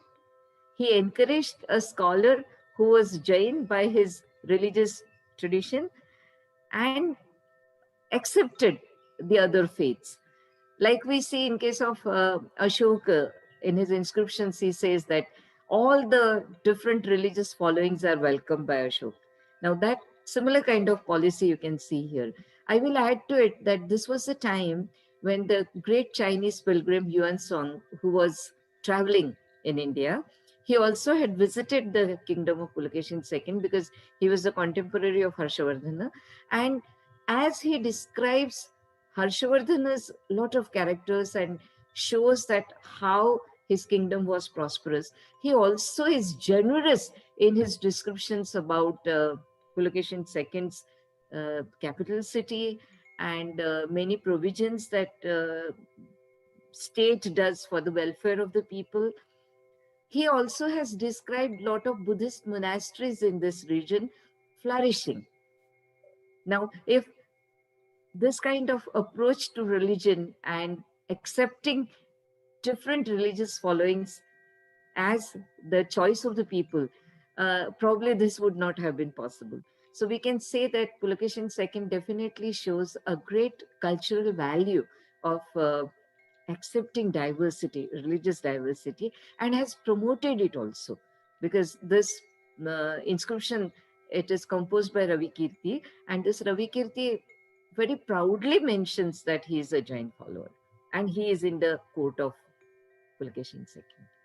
So when Pulkesin II was ruling, so primarily it can be understood that he was a great general. He was very tolerant towards people, and he became popular among his subject because he took care of the subject. So what is the impact of his rule when we really see on the southern part of India, the peninsula? Because I see that he is a vast empire. He conquered vast empire. Mostly whole of, leaving few parts, whole of Indian peninsula. Right.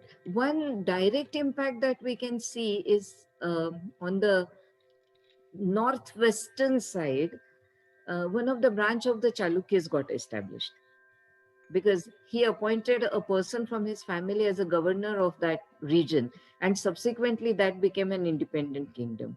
And on the eastern side, where you can say that the mouth of Godavari, that region, which is called Vengi, and there also he appointed his own family person as a governor. And then there also we can see a kingdom of the Chalukyas that emerged. So it was not just the heartland where the main capital city and the surrounding region of the Chalukyas was there.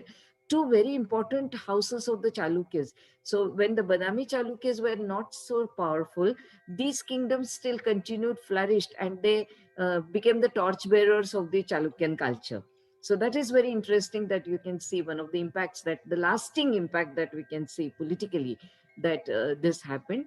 But other than that, I would like to mention one thing, that Pulkesin, major part of his life was fighting. He was on war. So I doubt whether he really got much time to consolidate his empire and give some innovative ideas in his administration, because most of the times he was at war. And second, his war against the Pallavas, that proved to be a very challenging affair for the Chalukyas. Like if we can say that something that happened because of the policies of Pulkesin II, good on part of the continuity of the Chalukyan rule on the eastern side of the Benghis or on the northwestern side by way of Chalukyas of Gujarat. But if we talk about the main rule of the Chalukyas, the seat of power, then his policy of aggression and a constant war against the Pallavas proved very negative or detrimental to the sustenance or continuity of this rule. Because his war against the Pallavas, initially he won the war, and there is a nice poetic description that the Pallava king was forced to lock himself into his capital city of Kanchi, that is present Kanchipuram or Kanchipuram. But that king was Mahendravarman, the Chalukyan king. But subsequently, his son, he fought against the Pulakeshin II thrice at 3 different places. And all the 3 places are actually within the Pallava territory, which means that Pulakeshin II was invading, trying to get the region of the Pallavas under his control again and again. And that was not probably the right kind of decision on his part, because Pallavas were also very powerful rulers. They had major part of the Deccan under their control, the southernmost part under their control. So Mahendravarman first, of course, could not succeed against Pulakeshin II, but his son Narasimhavarman, he succeeded, and succeeded to the extent that he reached right up to the capital city of the Pulakeshin II, that is Vatapi. He destroyed that city, and in the war, Pulakeshin II got killed also. Oh. And this Narasimhavarman, he engraved an inscription in Vatapi, marking his history over the capital city of their arch enemy. And he took a title for himself as the conqueror, the destroyer of Vatapi. He took the title Vatapi Kund. Now we can see that after this, it took a long time for the Chalukyas to once again gain their strength. And of course, the subsequent rulers succeeded for some time again to have a major part of Deccan under their control. But it gave a big blow to the empire that was created by Pulakeshin II. So on one side, we see him as a very, very successful ruler, and he had lots of victories to his credit, and the highest probably can be against Harshavardhan. But on the other side, his ambition to conquer the Pallava territory was misplaced, and that became one of the reasons for the setback to this kingdom of the Chalukyas. Other than that, I would like to mention 2-3 other things about this king. See, in ancient polity, we read some of